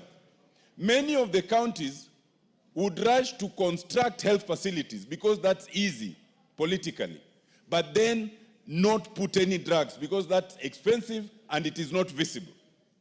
Many of the counties would rush to put a sports facility because that's visible, but not invest in the sports equipment or in the sports tournament. The idea of sports was removed from CDF and none of us is now involved. And you'll realize that in the whole country now, you do not find sports tournaments. You know? So development of top sports talents then just dies like that. I'd like to finish, Mr. Speaker, by saying, in the context of all this is the question of NGCDF. And as Mr. Speaker directed, next week we are discussing this matter, especially the constitutional amendment, and then we go on recess. I would like to urge members at this point to plan for next week so that you are pleased here. It would be a very unfortunate situation if we get to next week when we are supposed to read 2/3 and then we hear some members are in their constituencies, some members are abroad, some members are in their offices, some members are in all sorts of other businesses that usually engage members of parliament, but this is much more fundamental. I support, Mr. Speaker. Osoro, the last one on this side.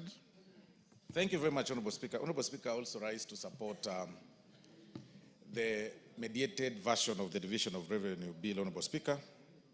And I congratulate the teams, both the Senate team and the National Assembly, for coming up with an amicable solution, because in my engagement with the honorable members, both from both sides, I realized there was push and pull, and it really took a lot of effort and utmost wisdom and maturity to even get to that level of 415.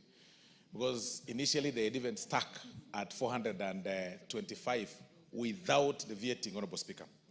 But Honorable Speaker, even as we get to this point every time, it's now becoming a norm that year in, year out, there is an the county governments are allocated some substantial amount of money for development.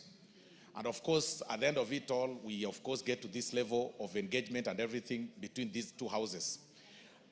With the way the Senate defends, Honorable Speaker, with the way the Senate defends this allocation or the Division of Revenue Bill, and even the way they push for higher allocation to the counties, I wish the same vigor was used to follow the money and see what it does in the counties, Honorable Speaker. Because it is very unfortunate, extremely unfortunate, and we really must remind them every time that over 10 years post devolution, Honorable Speaker, we really haven't reached to the level where the drafters of the Constitution envisioned us to reach, Honorable Speaker. And you'll always see, you know, members of Parliament are still being approached to do and work for the people on the issues, Honorable Speaker, that are supposed to be handled by the county government. Because unless utmost civic education is done to the members of the public to get to know what members of the National Assembly are supposed to do under Article 95 and 96, and what the county governors are supposed to do. Because sometimes, Honorable Speaker, we are approached by people whenever we visit our constituencies, asked about water, asked about the hospitals, asked about feeder roads. We asked about everything. And when we tell them, Honorable Speaker, that this is supposed to be done by the county governments or the governors, we are told, you know, we are the ones, you are the one we elected. We do not know this governor. We do not know this MCA. You are the one who want to do this and this and this. And sometimes it really becomes a bit of a challenge. But even more important, Honorable Speaker, there has been a pro rata growth or, you know, gradual growth of this allocation from 370, we go to about 380, 385 all through. Now we are at 415. Honorable Speaker, where does this money go to? Where does it go to?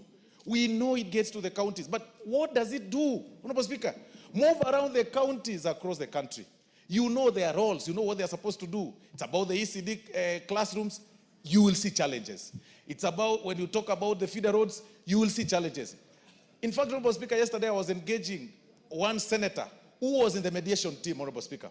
And he confided in me by telling me, Honorable Speaker, that even after pushing for this allocation, we know that out of about 447 governors, it's about 3 of them who are working. Then I asked him then, why then were you pushing for 430? He said, you know, they were just enriching them. It is quite sad. Honorable Speaker, nowadays what this money is used for will surprise you. It's only meant to create a group of people, you know, who are on pay a year every month that move around with the governors, Honorable Speaker, to funerals or to public functions as cheer squads, you know, and they move. You'll actually notice even the standing position is the same.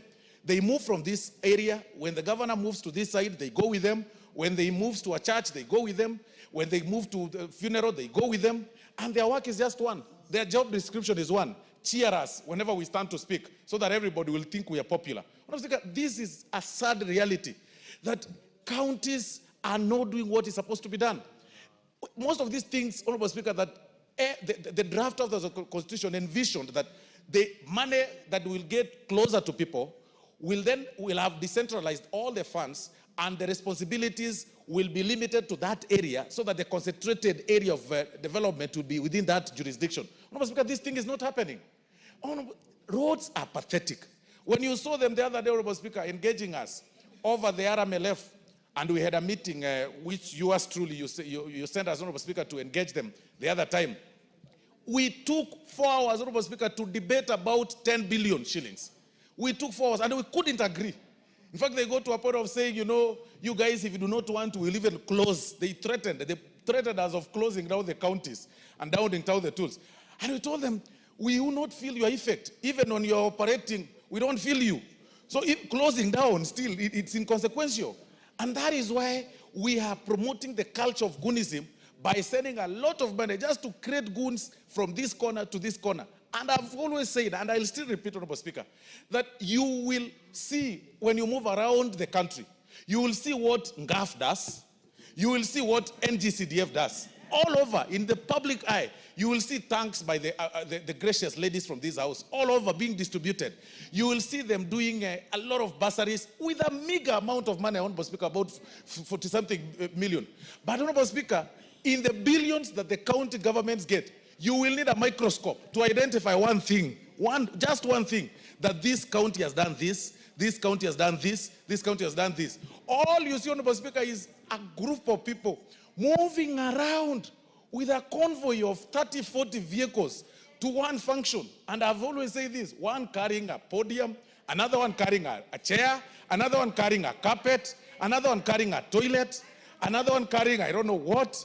And when they go there, all they want to hear about a queue of all long people saying, oh, Your Excellency, calling. How do you call excellencies? People don't work. They are doing nothing. Stop calling them excellencies. Honorable Speaker, we need to empower the county assemblies. It's about time we rethink how we can be able to empower the county assemblies so that we have a replica of what we have, and they enjoy autonomy of having perhaps ward development funds, so that other than enriching one person who is in charge, that you have to be, who is creating a demigod of themselves, within themselves, that if they disagree with you, they'll mess up with your life, you'll not even sleep in your house, they'll send you goons. It is becoming very sad. And even the Senate, we want to tell the Senate, Honorable Speaker, we want to tell the Senate, I don't know what the Honorable Tiana Volo is saying, but we also want to inform the Senate, please do your work. Your work is to oversight the county governments. What place do you have inviting on matters national security, inviting a minister, inviting so and so for theatrics? Yet you cannot reprimand them, you cannot impeach, you cannot invoke an impeachment motion, you can do nothing. What is your interest? Do your work. Your work is to oversight county governments. And you really have to care about security of the Kenyans across. Then invite Kanjo to your places of in your house and then ask them, why do you use rungus moving around and everything? Because that is where that is your work. Stop these things of fighting for, recognition when you know very well you're playing to the public gallery. You know very well you are simply whipping emotions and telling, we are the upper house, we can engage the minister, we can engage the...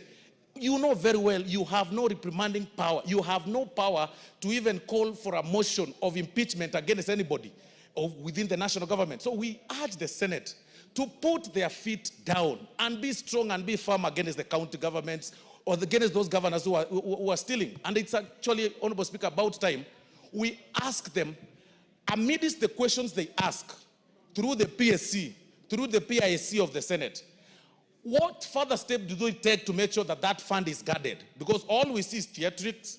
A governor comes, sometimes they answer questions their way, and they are told just go, it's played all over on TV and everywhere, and it then ends there. Honorable Speaker, it is very, very sad. Kenyans are losing a lot of money. We need to find a way to make sure that this money is followed back to the grassroots. We see what happens so that, Honorable Speaker, we can be able to get value for money and for the taxes that Kenyans pay. With those many remarks, Honorable Speaker, I still support the 415, but I wish it was reduced to 200. Thank you very much, Honorable Speaker. Oundo, you're the last on this side. Thank you, Honorable Speaker. Honorable Speaker, let me also join my colleagues in supporting. Okay, Oundo, share your 5 minutes with Kainan. I'll do 2 minutes. I'll do 3 minutes and then give him 2. Thank you, Honorable Speaker. I said 3-3. Oh, fine. Honorable Speaker, let me also join my colleagues in supporting the allocation of 115 billion to the counties with a lot of reservations. I do not want to echo what my colleagues have said, but the intention of devolution was indeed to have successful development in all parts of this country. During the 1980s, we had so many issues about balanced development. We expected devolution, now almost in the 15th year, to have changed the rural landscape considerably. Honorable Speaker, as we stand today, many of the places in this country have not seen or appreciated the effects or the impact of devolution. As we stand here today, Honorable Speaker, yes, there are a few billionaires that have been created in counties, but many other people are wallowing in poverty, are wallowing in depression, are wallowing in very many challenges, Honorable Speaker. Medical is a very major issue, Honorable Speaker. We request that as we move forward, we call upon the Senate that the biggest letdown in the war of, in issues of devolution.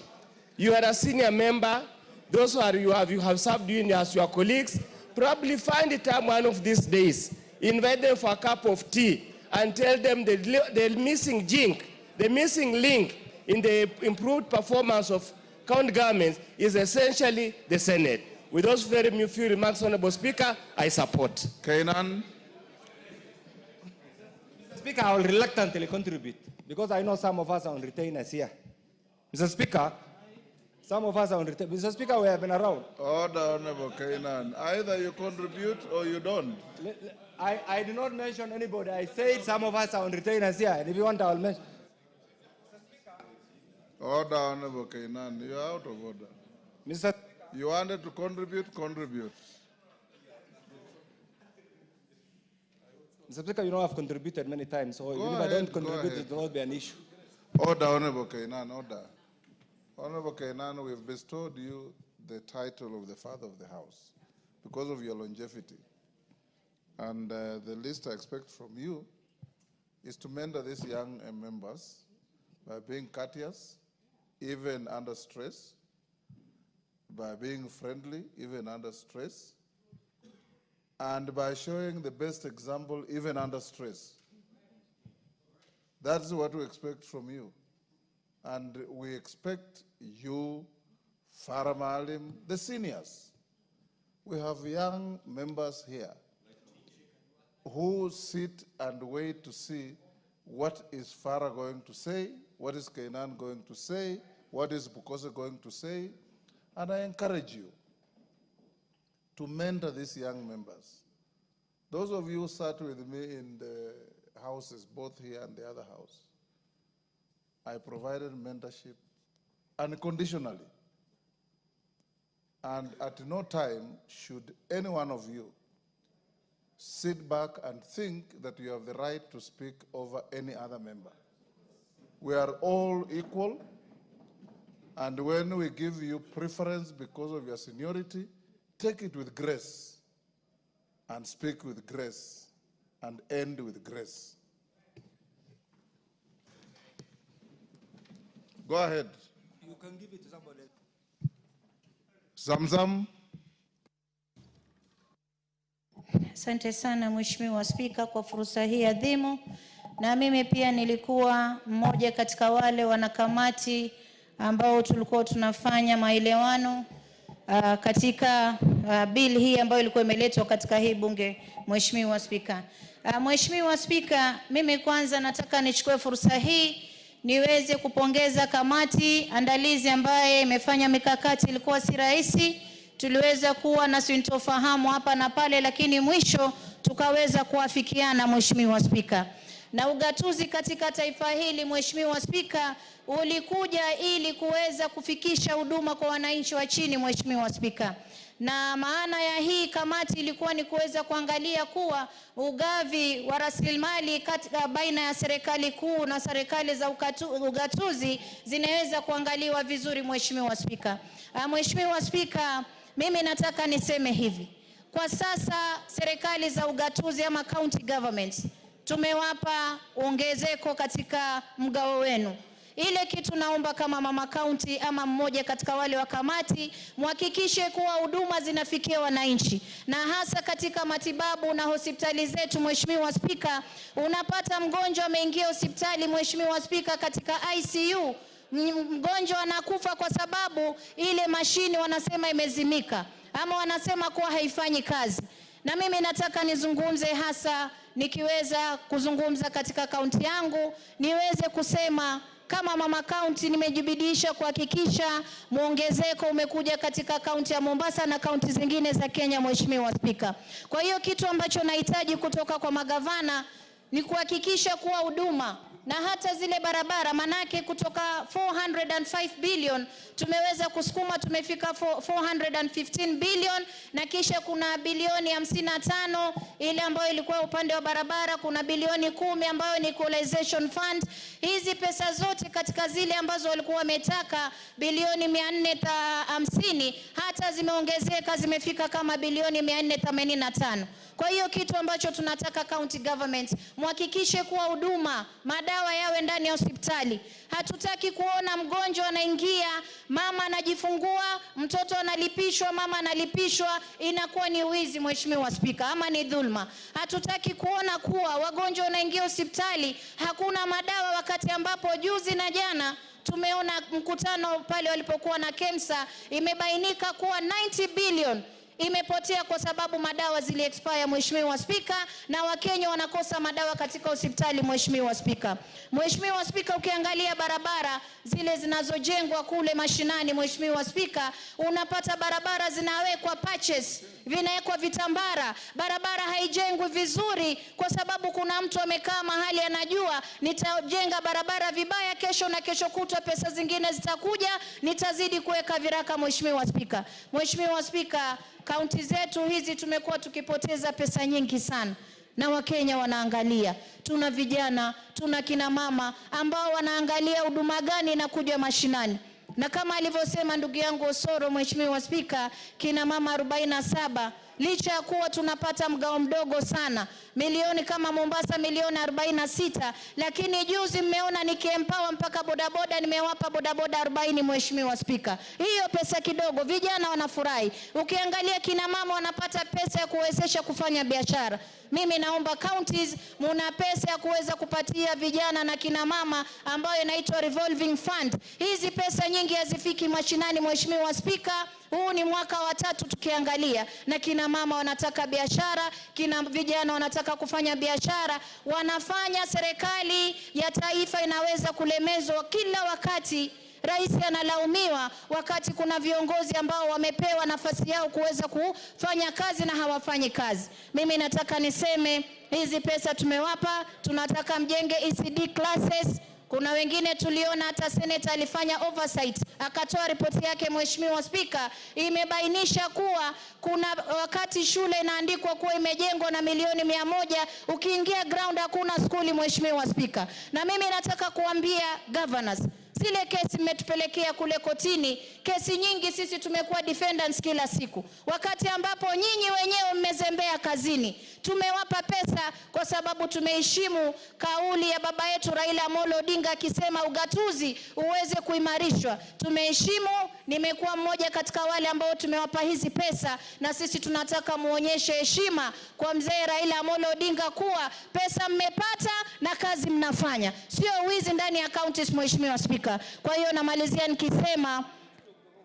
ugatuzi unaheshimika, pesa tumewapa, na nyinyi pia muheshimu bunge hili, msiwe watu wa kuingilia mambo ya ngaf, kuingilia mambo ya NGCDF, mnakuwa na tamaa ya hapa na pale. Na senators, nyinyi mmekuwa kama oversighters wa kule county. Acheni kupewa vipeni vidogo vidogo, mkija mnataka kulemeza kila kitu katika taifa mkitetea counties. Counties tumewapa pesa, kwa hiyo wafanye kazi, tutataka kuona kazi yao. Asante sana Mheshimiwa Spika. Yes, mover.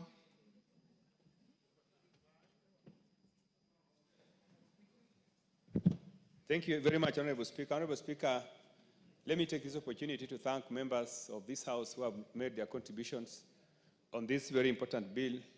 Honorable Speaker, this bill is very, very important in the budget process, that without the passage of this bill, we are not even able to appropriate.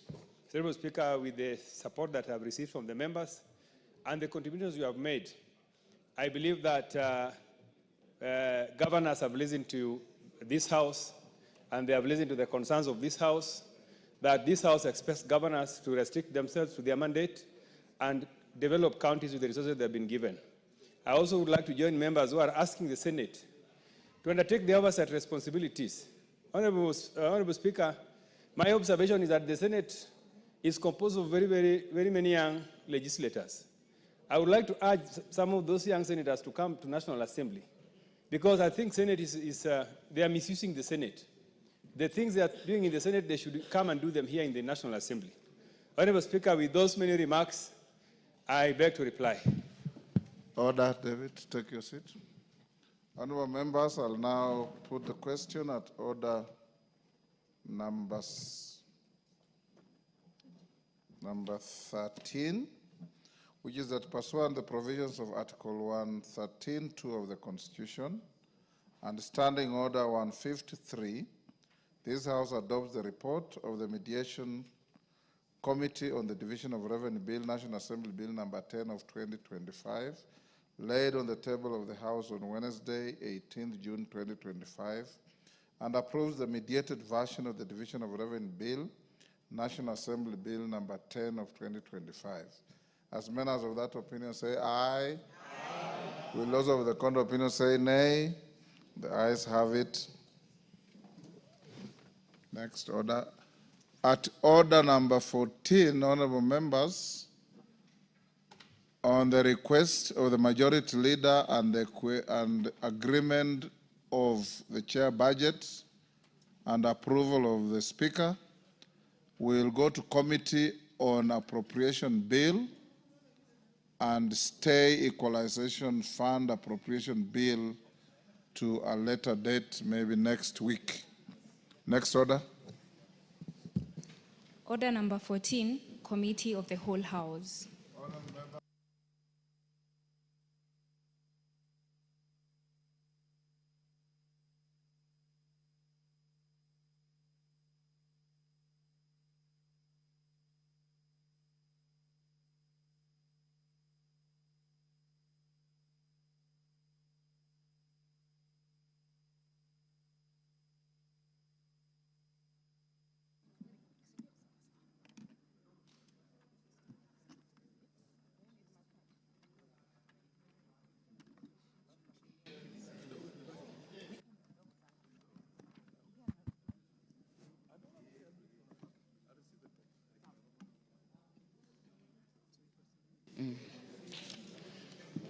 Can I call?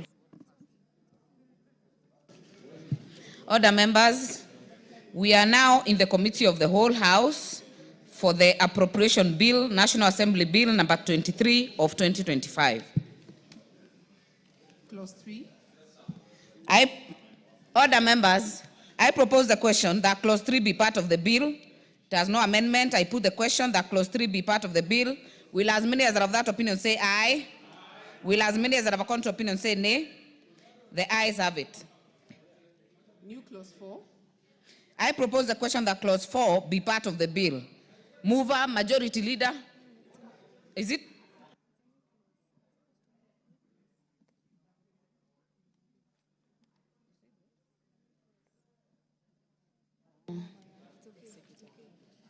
Just take it again. Take it again. New Clause 4. New Clause 4. Mover, to move the second reading.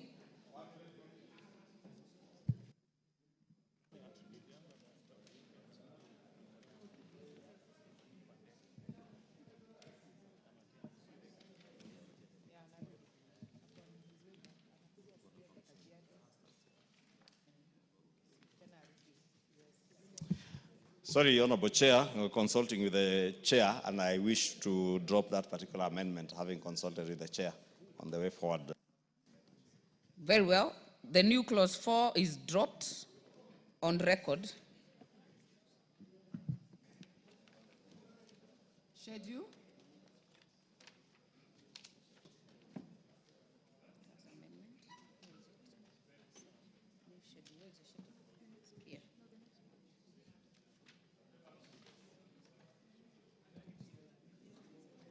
Honorable members, I propose the question that the schedule be the schedule of the bill.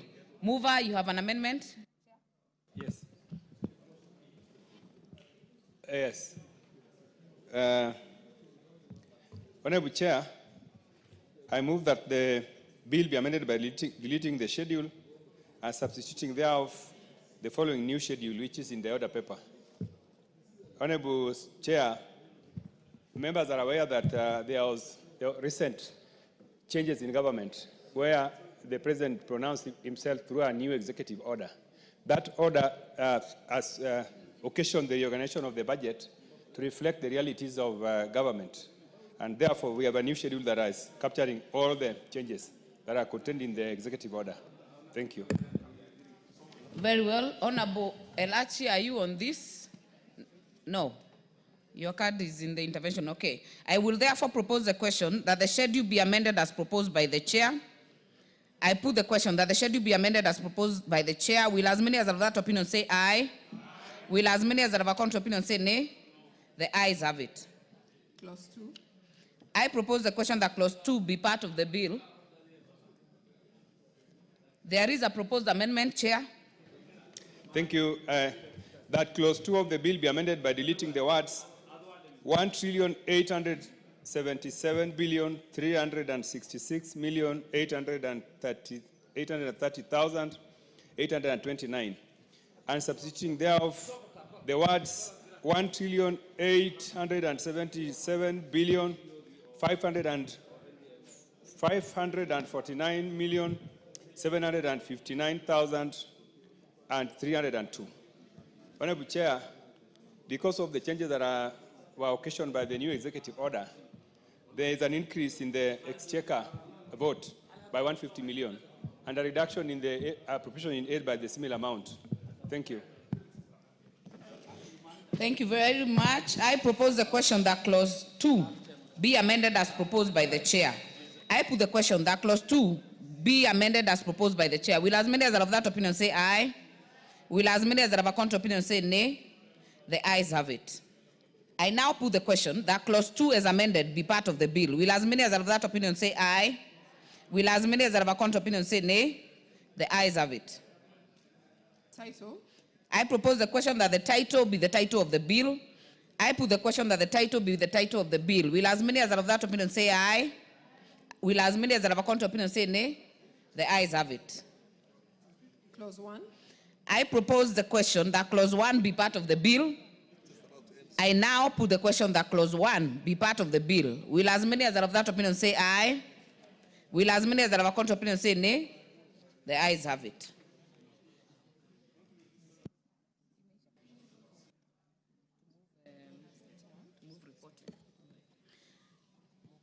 Honorable members, that was a very short committee of the whole. We'll call up the mover to move, yes, to move reporting. Honorable Chair, I beg to move that the committee do report to the House its consideration of the Appropriation Bill, National Assembly Bill number 23 of 2025, and its approval thereof with amendments.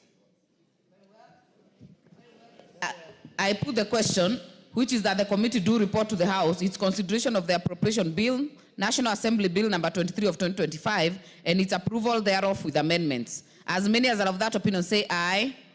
As many as are of a contrary opinion say nay. The ayes have it.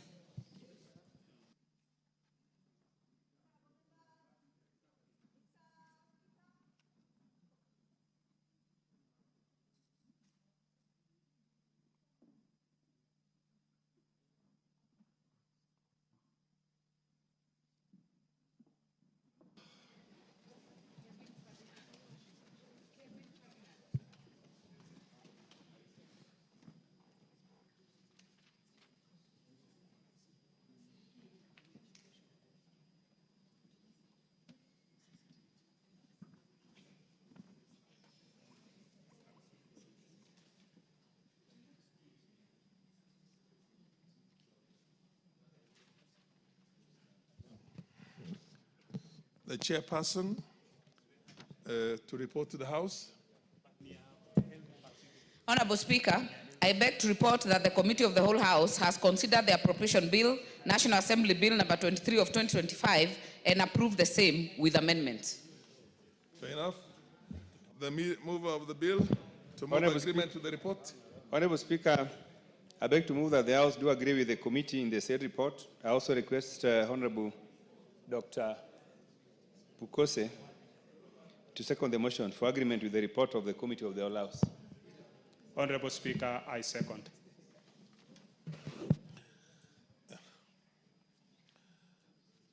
Honorable members, I now propose the question, which is that the House do agree with the committee in the said report.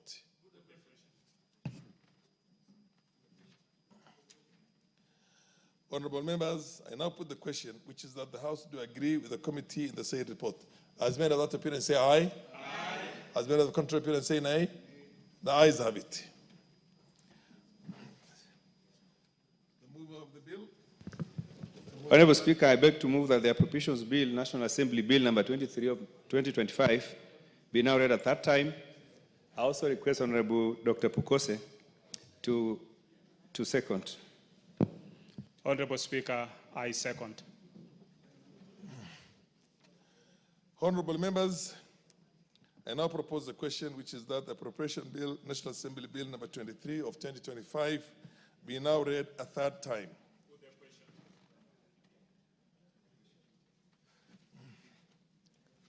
Honorable members, I now put the question for the third reading. I have confirmed that the House is properly constituted for the purpose of making a decision. I therefore put the question, which is that the Appropriation Bill, National Assembly Bill number 23 of 2025, be now read a third time. As many of that opinion say aye. Aye. As many of the contrary opinion say nay. The ayes have it.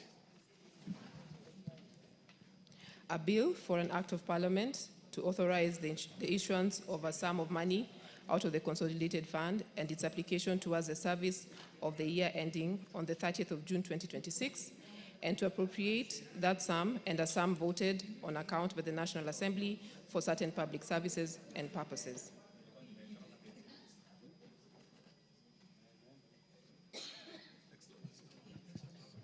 Next order. Order number 15. Order number 15, special motion.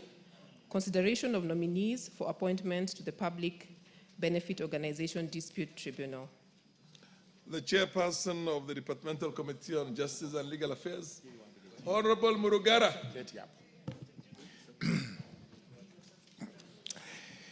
Thank you very much, Mr. Speaker. Mr. Speaker, allow me to move that, taking into consideration the findings of the Departmental Committee on Justice and Legal Affairs in its report on the approval hearings of nominees for appointment as the chairperson and members of the Public Benefit Organization Dispute Tribunal laid on the table of the House on Tuesday, 17th June 2025, and pursuant to the provisions of Section 50 of the Public Benefit Organization Tribunal Act 2013 and Sections 3 and 8 of the Public Appointments Parliamentary Approval Act, Chapter 7F of the Laws of Kenya, approves the appointment of the following persons to the Public Benefit Organization Dispute Tribunal, namely, number 1, Ms. Eunice Adoyo Otieno Aroa as the chairperson, Ms. Christabel Mideva Eboso, member, Ms. Elizabeth Mbithe Mulwa, member, Dr. Leonard Kinyulusi, member, and Mr. Mohammed Sheikh Nur, member. Honorable Speaker, on the 17th of June 2025, on behalf of the JLAC Committee, I tabled a report of the approval hearings signed on the same day.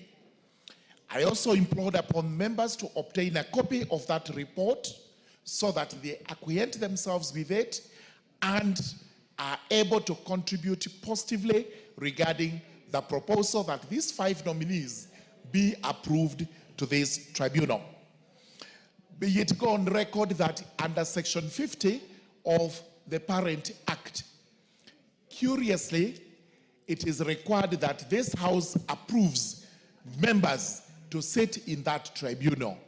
And I say curiously because it is not usual for the House to approve members to sit in tribunals, especially where, under the Constitution, the tribunals are part of the judiciary.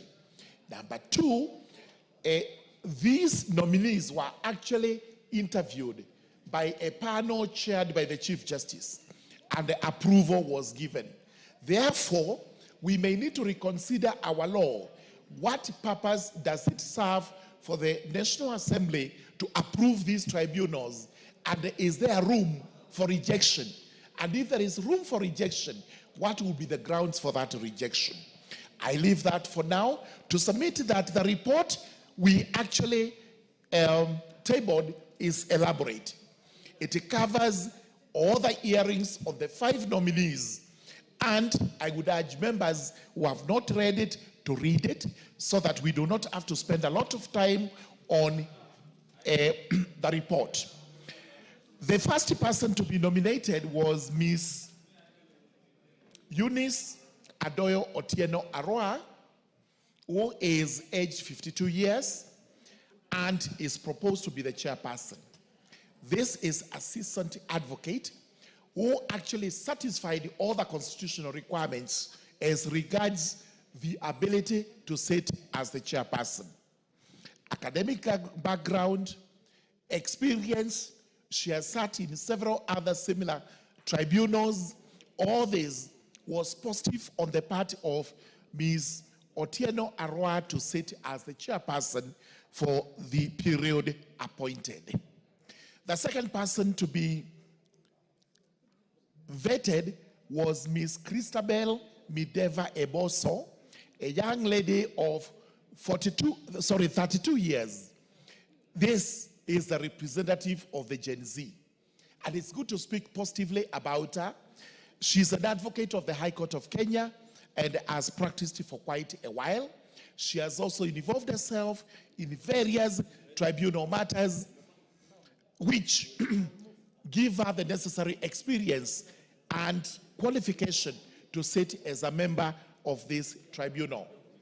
The third person was Ms. Elizabeth Mbithe Mulwa, aged 41 years, another Gen Z, whom we were pleased to vet because, again, she's an advocate of the High Court of Kenya and fully qualifies to sit as a member of that tribunal. The fourth person was Dr. Leonard Kinyulusi, who is not an advocate. And this is the requirement of the law that 2 of these members need not be advocates. Dr. Kinyulusi is well educated. If you go to the report, especially on him, he has written enormously about various topics, both in law, in social work, and other areas which are required to have dispute resolution. It is that experience that qualified Dr. Kinyulusi to sit in this board. And the last of them was Mr. Mohammed Sheikh Noor, who, again, is not a lawyer, a self-made person from the northern side of Kenya, aged 50 years.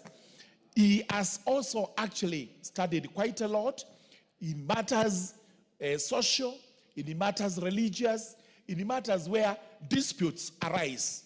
And this being the public benefits organizations, and for each of this house, these are what used to be called NGOs. Now they are called public benefit organizations. We were of the opinion that Mr. Mohammed Sheikh Noor suits very well to sit as the 50th member of the tribunal. So we actually had all this in mind when we looked at the procedure of nomination of these 5 persons, and that procedure was fully satisfied under the relevant act, the Public Benefits Organization Act. The constitutional and statutory requirements were also fulfilled in that all these nominees satisfied the requirements under the Constitution and all the necessary statutory requirements, including citizenship, leadership, ethics, integrity, and tax compliance. Then we looked at the nominees were able to meet the integrity threshold under Chapter 6 of the Constitution.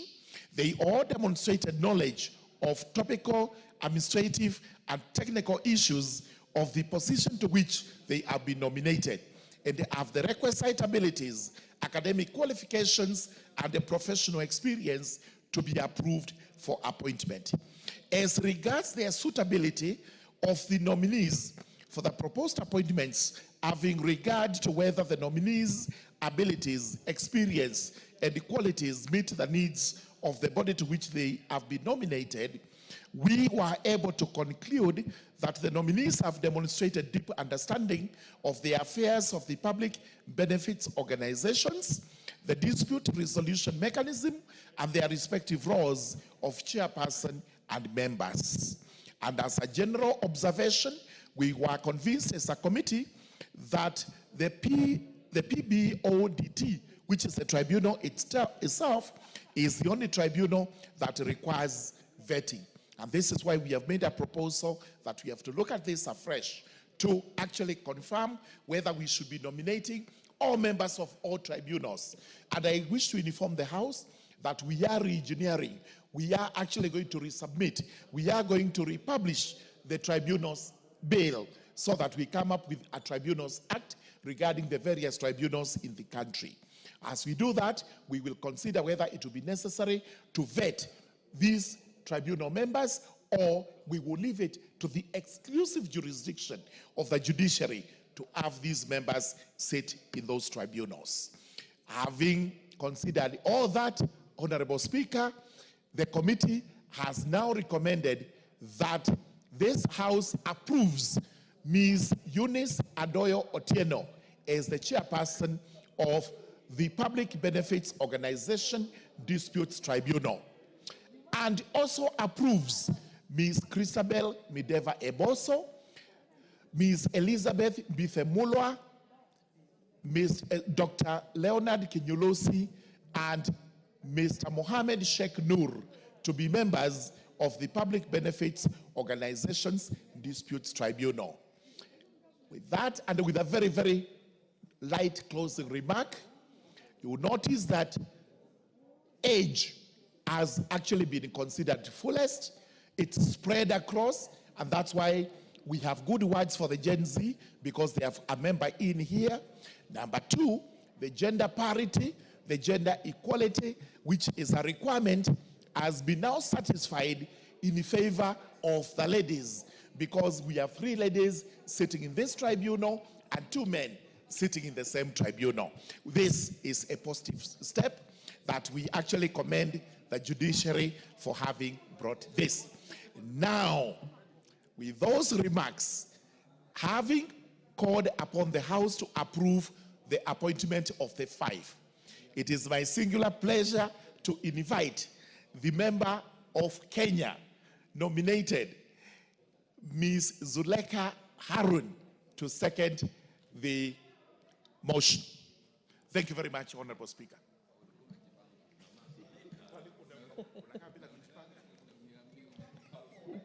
Thank you so much, Honorable Speaker. Let me take this opportunity to second the chairman of Justice Legal Affairs Committee and the report that was prepared by the Justice Legal and Affairs Committee on the approval vetting of the members of the Public Benefit Organization Dispute Tribunal. Honorable Chair, the committee has noted that all the nominees have met the statutory requirements. They have also met the academic qualifications, professional experience, and all the requirements under the Act. The nominees have also demonstrated their deep understanding of issues to do with the Public Benefit Organizations Act, Organizations Dispute Tribunal, and as well as conflict resolution mechanisms that they are going to employ in their role as members of the dispute tribunal.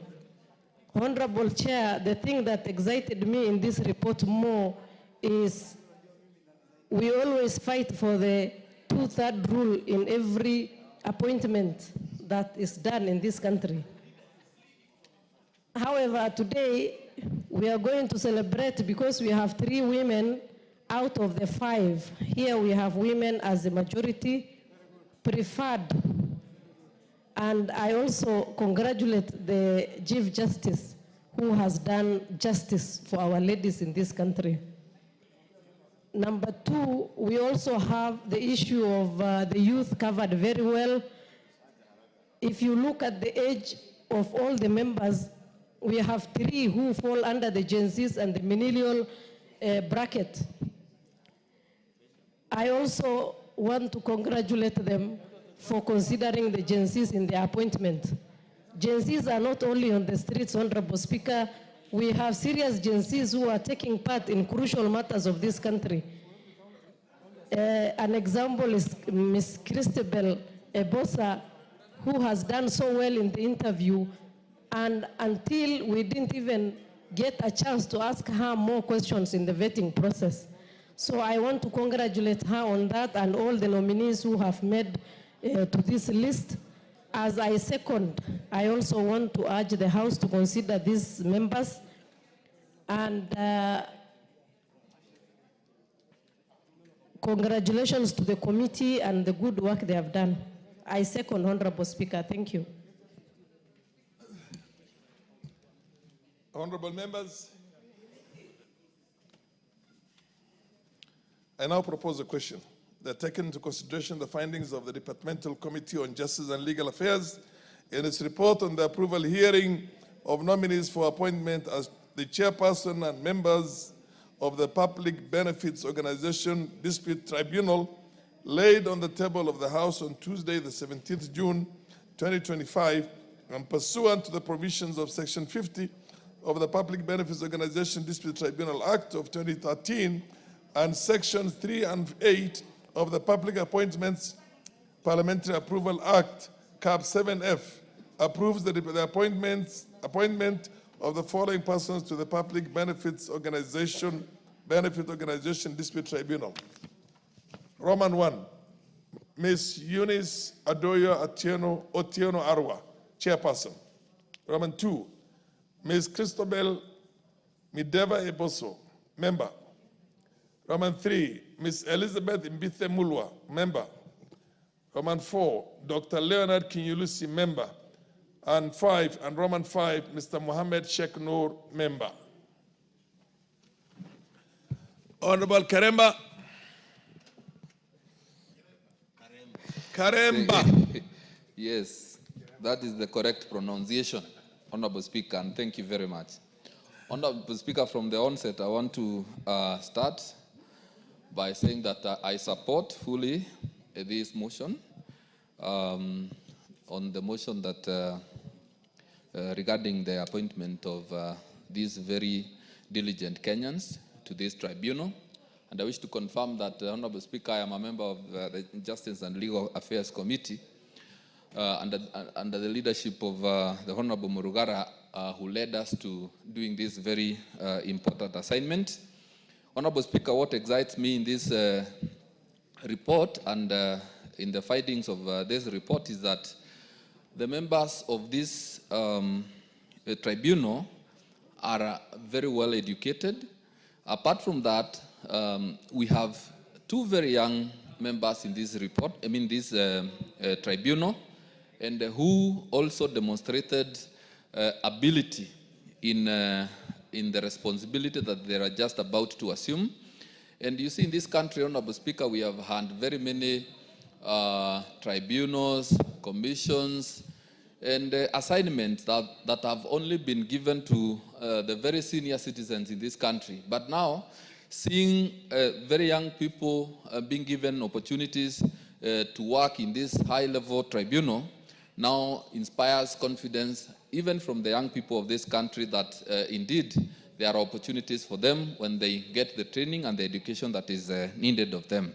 Honorable Speaker, also these members are coming from different regions in this republic, meaning that there is a fair distribution of opportunities, and I believe that this is the way to go, and even in the opportunities to come. So, Honorable Speaker, I support.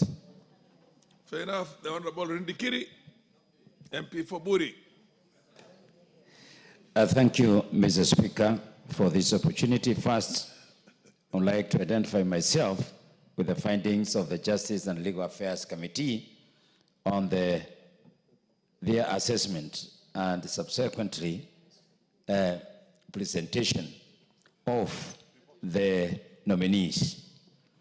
Mr. Speaker, tribunals play very great role, especially when there are issues related to disputes. Mr. Speaker, the public benefits organizations are what used to be called non-government organizations. These organizations, Mr. Speaker, are both local and international. And they engage themselves in various activities, education, health. They are also involved in public awareness in various parts of this country. In many cases, Mr. Speaker, you find they are required to adhere to the legal status of the country. Mr. Speaker, we used to hear a lot of complaints and tug of wars between NGOs and the government. And many of them, Mr. Speaker, particularly government requires to know where they have come from, what they are doing, what achievement they have gained in the areas where they are operating. In the process, Mr. Speaker, we would hear there are a lot of disputes. And therefore, a tribunal becomes very important because now when these disputes between the government and these NGOs come, there must be somebody to listen to them. Mr. Speaker, many of them requires legal decisions to be made. And also, we need a lot of fairness, of course, when a dispute arises. And Mr. Speaker, they also provide legal experts. And that's why I need to identify myself with the nominees. Are they qualified to perform these responsibilities? Mr. Speaker, these are lawyers of good standings, and they are people from very strong background, which to me, they are able to discharge the responsibilities of a tribunal. Mr. Speaker, the committee has looked at their CV, which we have also looked at. There is fairness in terms of the gender sensitivity, which is a requirement in our constitution. And Mr. Speaker, they have combined on all the required age brackets. So from this perspective, Mr. Speaker, I would like to say that the committee has done a good job, and I would like to urge that we support the nomination and confirm them to sit in this very important tribunal. I support, Mr. Speaker. The Honorable Member of Parliament for Ariela. Mr. Speaker, the nominees are qualified, suitable, and appropriate. I support. Honorable Elachi Beatrice. Mr. Speaker, you know when Senior has said that, he's telling us we finalize. But having said that, Mr. Speaker, is to support and to say that indeed, as the chair has said, I believe that we must appreciate the crucial role in resolving disputes, particularly in special areas. And this is one special area that is very interesting, an area where I know we've had a lot of challenges in how to work together and really harmonize and ensure this transformation in our people. So, Mr. Speaker, we also appreciate that Article 13C of the Constitution recognizes that the judiciary and the independent tribunals are indeed organs that are given the powers to deal with all the claims and most of the challenges we face in terms of law. So the most important thing is to thank those who applied and to ensure the team now that is coming in, that you're coming in an area that is very crucial, an area where we always have a lot of challenges, especially even challenges of just understanding, and especially the international organizations that we have under this authority that are going to be regulated, that when you come into a country, you come in to enhance and to build trust and to ensure, because you're also spending taxpayers' money that are coming from outside. That person, that citizen in that country that was taxed for the money to come and benefit another citizen would wish to see transformation. And so as I finalize, Mr. Speaker, I also want to really plead that even on all the things that are happening now, we want to work together to have peace in our country. And so even in those organizations, look at your country and remember this is just your country. Work for it. I beg to support. Honorable Sane, then followed by Honorable Langat. Oh, I can see the Vice Chair of this very able committee, Mutuse. You will also have a go at it. Proceed, Honorable Sane, MP for Wajir North.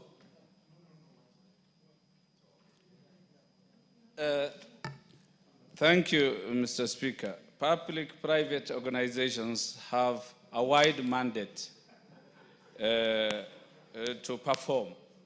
Mr. Speaker, I have been a civil society, an employee of the civil society organizations, and they have been doing great work on matters charity, education, humanitarian issues, health, environmental conservation, human rights issues, poverty elevation, a scope that is so wide and deep.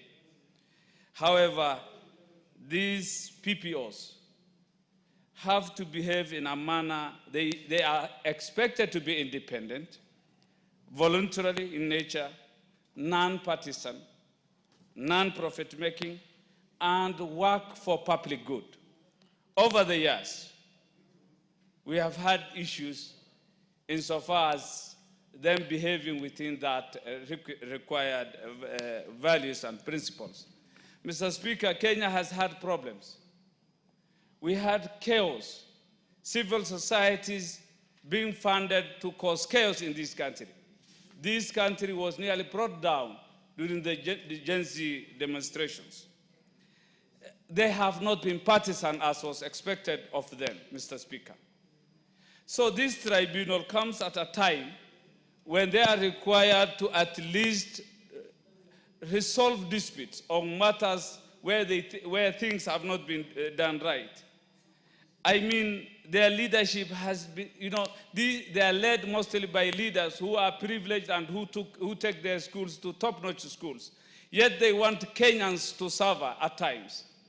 Their purpose is mainly getting funds without regard to where the funds shall be used. They are the ones agitating for LBGT, Mr. Speaker. We belong to a moral society, a country that is anchored on recognizing God and religion.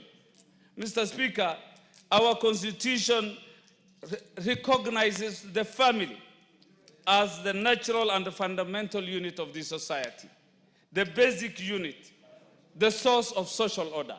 When we have civil society organizations trying to actively propagate LBGT, gay, in as much as there is a lacuna in our laws that doesn't forbid gay, you will see so many people supporting gay.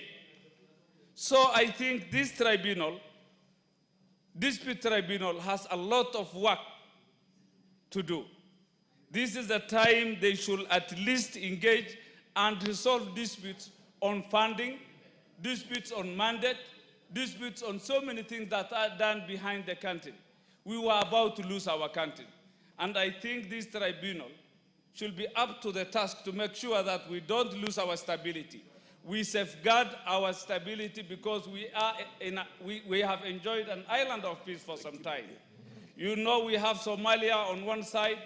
We know what is happening in Sudan, in South Sudan, and in other parts of East and Central Africa.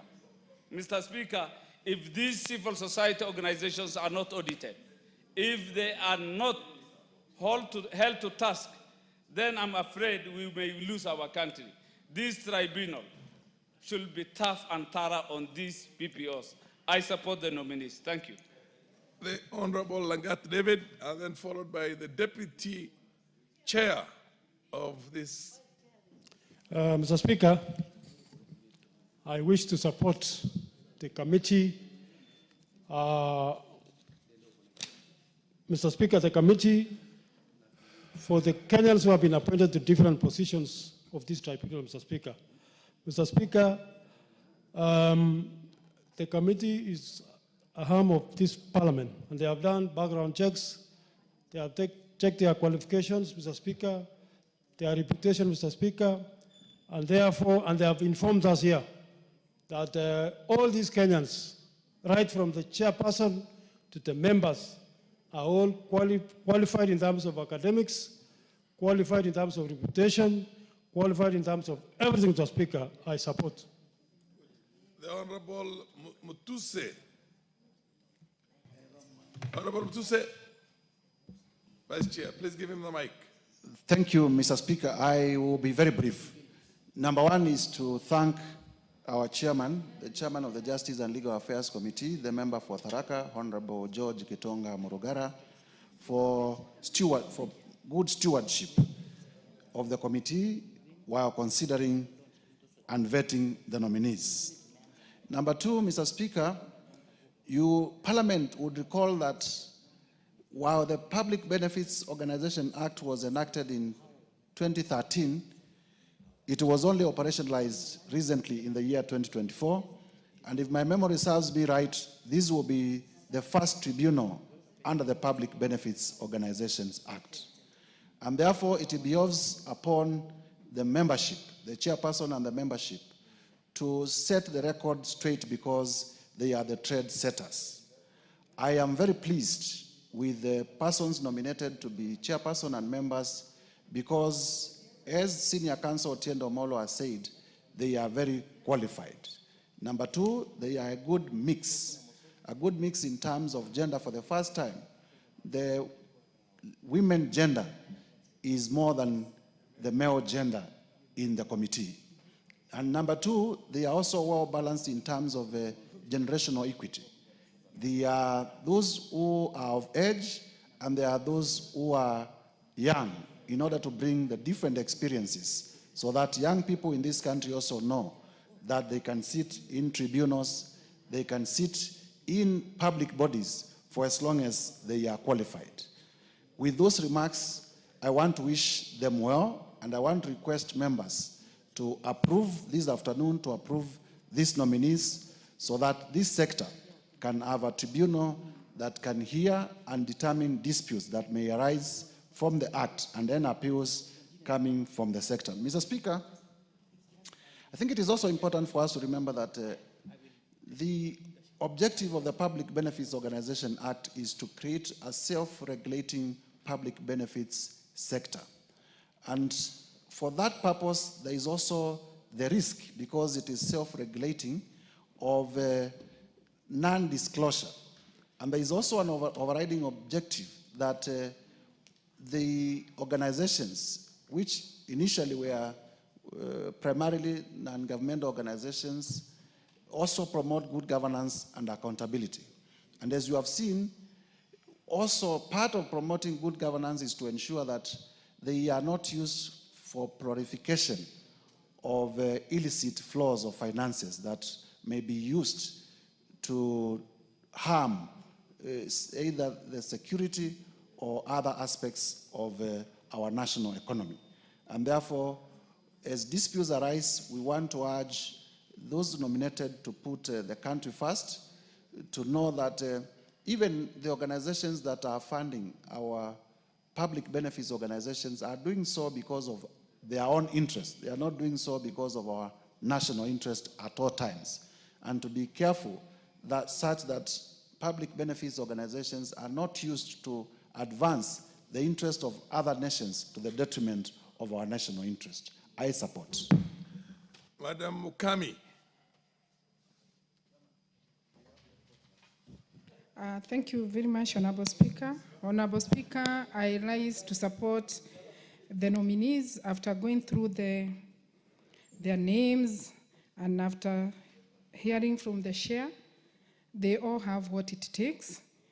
And Chairman, I want also to thank the Chairman, because I can see the women are very well represented. We also have youth there. Generally, they have what it takes. And you know, NGOs are really good, and they normally serve us very well, especially in my county. I've seen them helping people living with disability, women, and youth. I hope they are going to deliver as we expect them to do, and I support. Madam Wako Naomi. Thank you, Honorable Speaker, for giving me this opportunity to also confirm my support to the nominees. Honorable Speaker, the nominees who are appointed to the Public Benefit Organization Dispute Tribunal are well considered. I have gone through the report. I have also seen that they all qualify for the positions, and the members of that committee have done good work, and I also want to congratulate the committee members for that.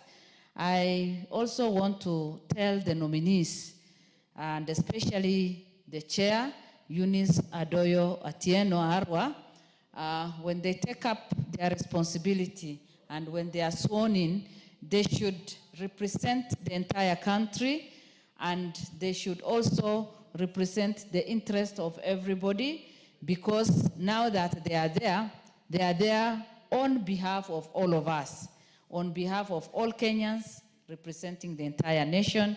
I also want to say that, yes, we are going far, because this government is putting a lot of attention to nominating the qualified people for different positions and also representing the entire nation.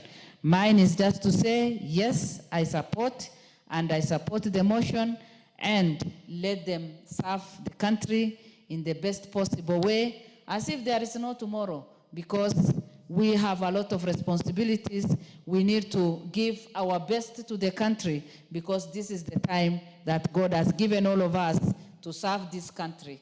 Thank you, Honorable Speaker, and I support.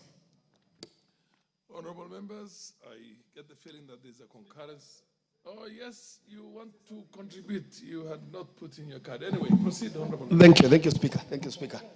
Speaker, I support this nomination of the tribunal members. Legally, this is a tribunal which can be able to sort out a number of disputes instead of escalating them in the wrong forums.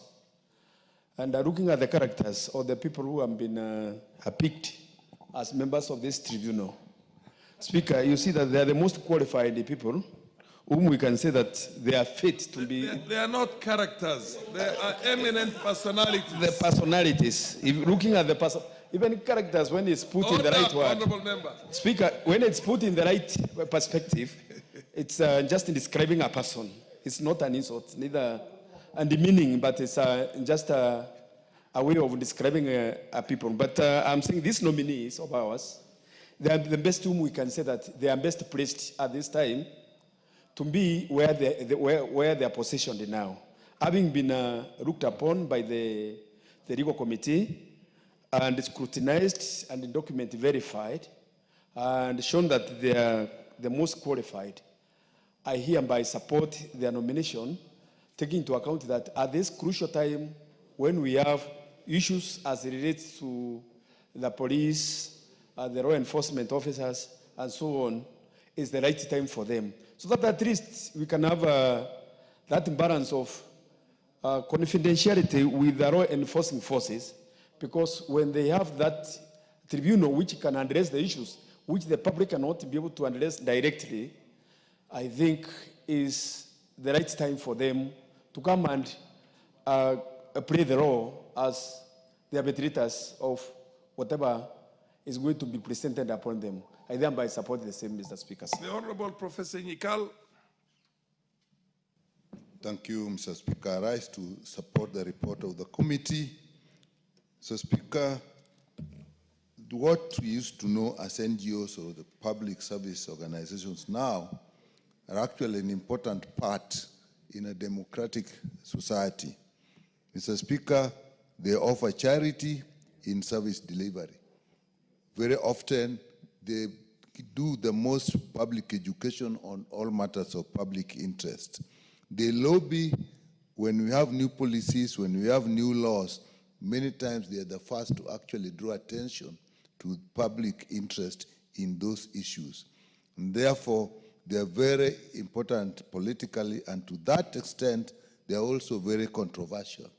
Often they are funded from foreign sources, and again, that puts them in controversy, particularly when we want to pass laws or we want to do things that are not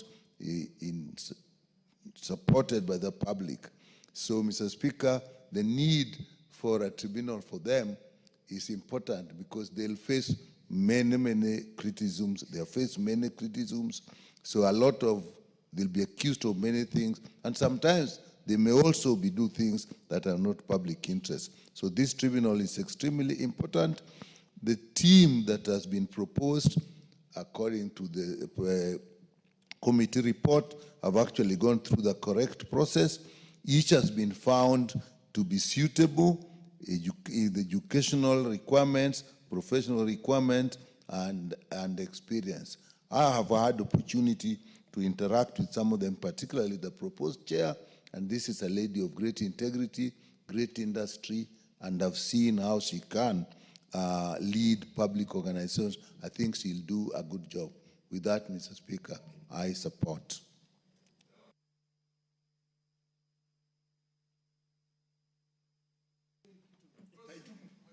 Okay.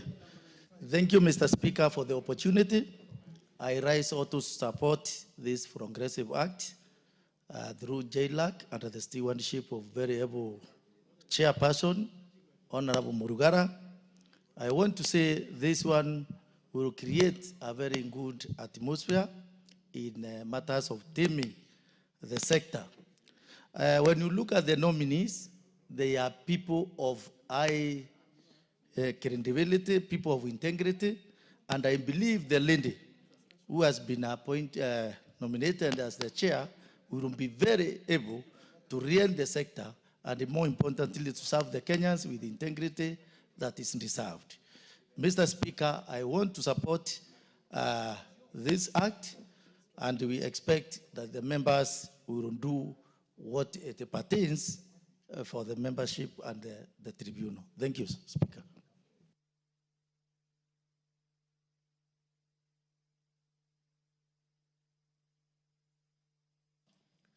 There being no further interest, Honorable, the mover to reply.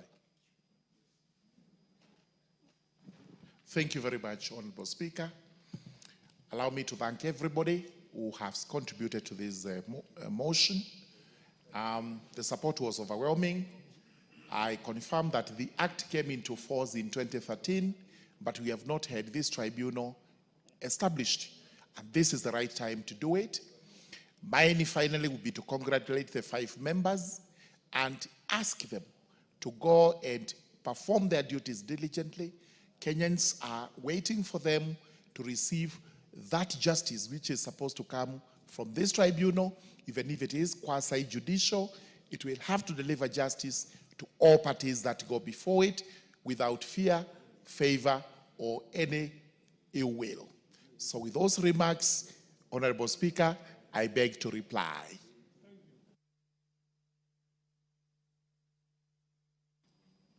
Thank you, Chair. Under the circumstances, I now put the question.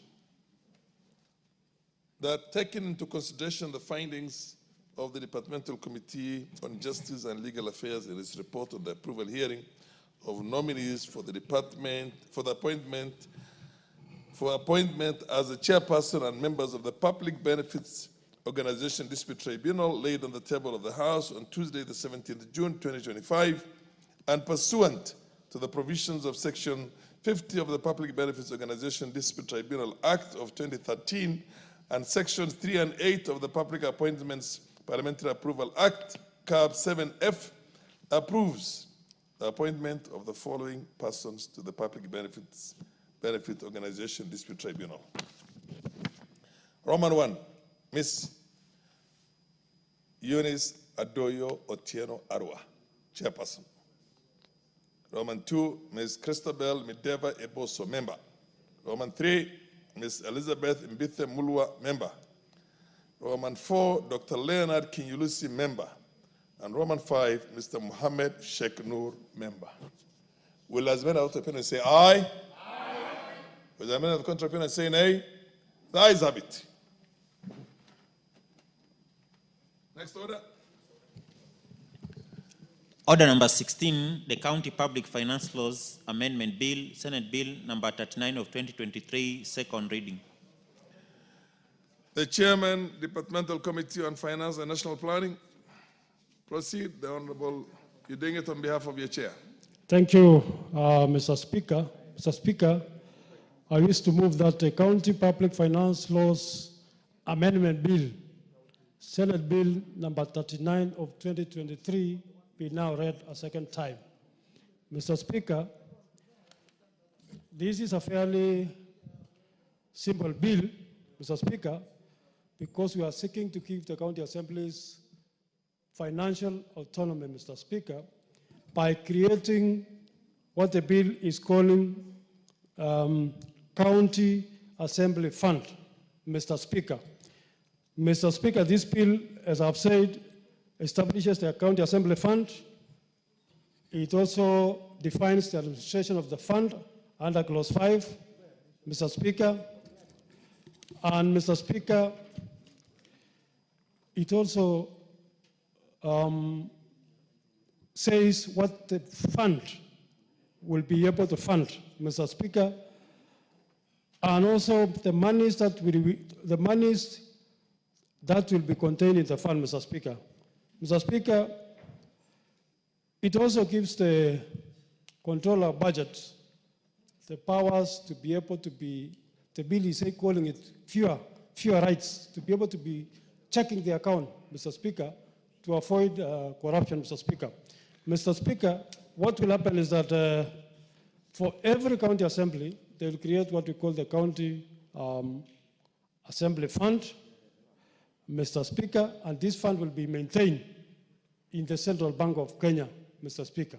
Number two, the administrator of the fund shall be the County Assembly clerk, Mr. Speaker, who can also designate another member to be the accounting officer. Number three, Mr. Speaker, is that no money in this account shall be withdrawn without the approval of the controller or budget. Mr. Speaker, I think for a very long time, county assemblies have worked as appendixes of the county governments, Mr. Speaker, and no independence, because the moment you rely on the person you are oversighting to give you money, Mr. Speaker, you will not be doing your job properly, because they'll be controlling you from behind through the financial disbursement, Mr. Speaker. So this bill, I think, is a very progressive bill, which will now make county assemblies to be more independent financially, to be able to do their job well, Mr. Speaker. We are also saying, of course, the monies will go to the county treasury, but in this bill, we are saying the county treasury must, and not later than 15th of every month, must send the money to the county assembly fund for the purpose of the county assembly, Mr. Speaker. So I think if we pass this bill, our county assemblies will be able to better do their oversight role, their representational role, their budget role, legislation role, Mr. Speaker. So I think I want to propose to this House that we pass this bill. We make it county assemblies more independent. We are even saying, even if the money is not used, Mr. Speaker, for one reason or the other, that money shall still remain in the county assembly fund for the purpose of which they had been budgeted for. So, Mr. Speaker, I want to support and ask members to support. You want to move? I move, Mr. Speaker, that I request members to support, Mr. Speaker, and I want to request my colleague, Honorable Irene Mayaka, to second, and members, let us support our county assemblies. Yes, Irene Mayaka. Thank you, Honorable Speaker. Honorable Speaker, it gives me an honor and privilege to actually second this motion, which is the Senate Bill It's a bill, not a motion. Senate Bill number 39 of 2023 that seeks to actually give county assemblies autonomy that will give them independence. Honorable Speaker, I say it's a privilege because I am a previous member of County Assembly, and in my experience when I was at the County Assembly of Nyamira, there was a lot of push in the County Assembly forums for MCAs to be able to have this autonomy. The second reason, Honorable Speaker, is because currently, and I know a majority of members and public have witnessed what is going on in the County Assembly of Nyamira, where the County Assembly MCAs, the County Assembly Secretariat have been totally put on the ground for the last 9 months, unable to even pay salaries for both the MCAs and the workers of the County Assembly. And this has been extremely frustrating for that particular County Assembly. I have also seen many other county assemblies being frustrated by the county executive because they do not have autonomy. And therefore, Honorable Speaker, when you just look at the particular laws, because this County Public Finance Bill is not a Finance Laws Amendment Bill, is looking at the whole spectrum of amending the various acts that are very necessary so that there is no loophole that is left in law. Honorable Speaker, it is seeking to amend Section 2 of the County Assembly Service Act, Section 31 of the County Assembly Service Act, Section 32 of the County Assembly Service Act, County Assembly Service Act, Section 34, and very importantly also, Honorable Speaker, the Public Finance Management Act, where we are inserting Section 109A to E and Section 119, which are very fundamental in, one, establishing the fund, management of that particular fund, and how the controller of budget also comes in terms of just ensuring that there's proper utilization of funds. Honorable Speaker, when you look at the specifications of this particular amendment, which I want to take a bit of time on, is that it is helping to establish this, the specific purpose of this fund. Section 109B is looking at how this fund is going to be utilized. Section 109C is looking at how the monies will be retained within the fund.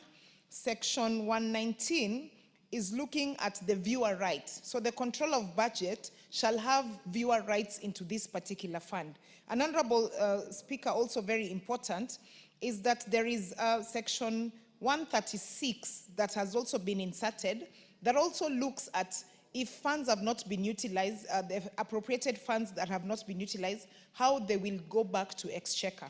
Honorable Speaker, this particular one, I just want to urge the members of County Assembly and the County Assembly clerks, who will be the key administrators of this fund, to ensure that we do not have situations where monies that have been appropriated are going back to Exchequer. Because, as I said, this is something that they have really fought for a very long time. And Honorable Speaker, just to gainsay some of the advantages that this is going to do. One, from the angle of giving them independence from the executive so that they may be able to take on their key responsibility as established in our constitution as members of County Assembly, and do proper oversight to the executive without feeling like they have to be dependent on them or they have to hold back when they're doing oversight just because they're dependent on ensuring that the executive, which currently has the power of the purse in county government, is happy, so to speak. The second one, Honorable Speaker, is increase of public participation. Because currently, as it stands, members of County Assembly and the County Assembly Secretariat are not able to do direct public participation. They have to rely on the executive. So, Honorable Speaker, a case in point, for example, when they are administrating the budget in county assemblies, they have to wait for the executive to give them funds for public participation. And so most of the time, they're not able to actually ensure that they're taking into consideration the direct requests and the direct community engagement, because they have to ensure that the person who has the power of the purse is made happy. Therefore, Honorable Speaker, just to save time and also allow other members to support this, I think I just want to encourage the members to really support this. The members of County Assembly have been looking for this particular empowerment since devolution began, since the establishment of the 2010 Constitution. So this will be a landmark law that we are giving to the county assemblies, and not only to the county assemblies, Honorable Speaker, as I finish, but also to the members of public. Because remember, in terms of administrative, political administrative in this country, members of county assemblies are at the lowest level in terms of the wards. So enabling them to be able to have funds that give them autonomy, to be able to serve members of the public right down to the county wards is not only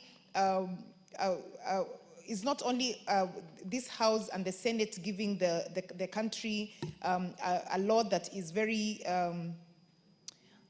significant, but also we are creating a legacy that is going to help and strengthen devolution beyond our period as members of Parliament. And therefore, Honorable Speaker, with those remarks, I do second. I thank you. Honorable members, I now propose the question that the County Public Finance Laws Amendment Bill, Senate Bill number 39 of 2023, be now read a second time.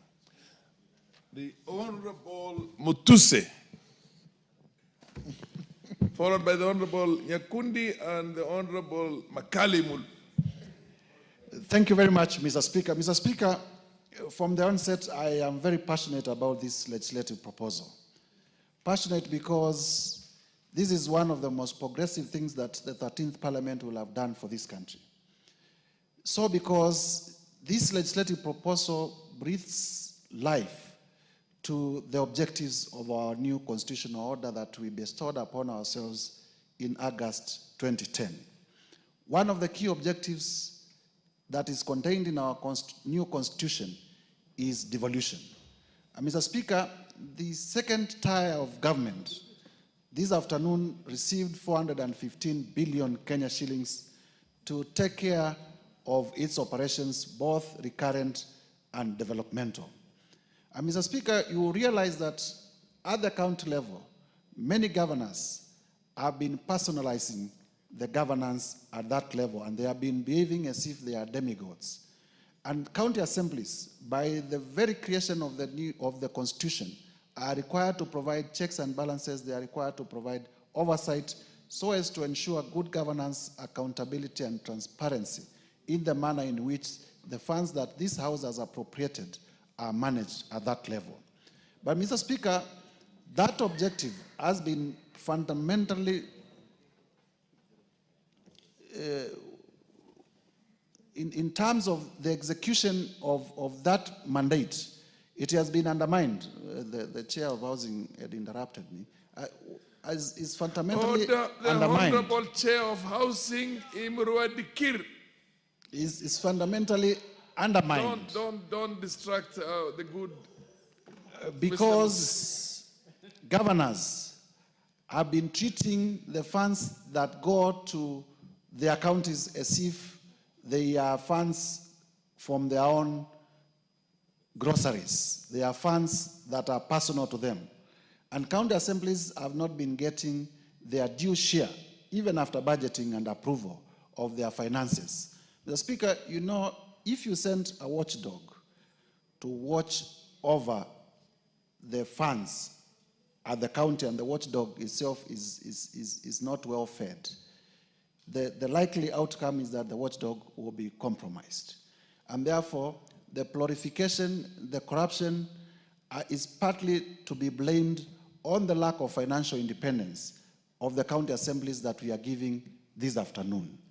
Mr. Speaker, I am also aware that in many incidences, the wrangles that happen in the counties between speakers and governors, between county assemblies and governors, sometimes have everything to do with management of finances.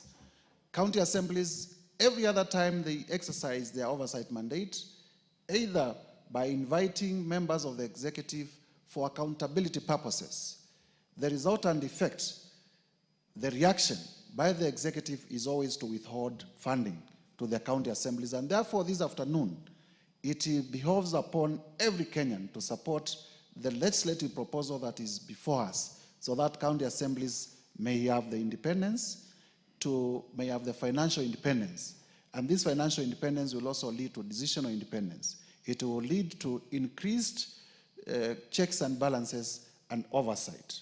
Mr. Speaker, there are those who argue that county assemblies should not be given financial independence because they are not able to manage the finances. And I totally disagree with them, because this is a school of thought that wants to micromanage institutions.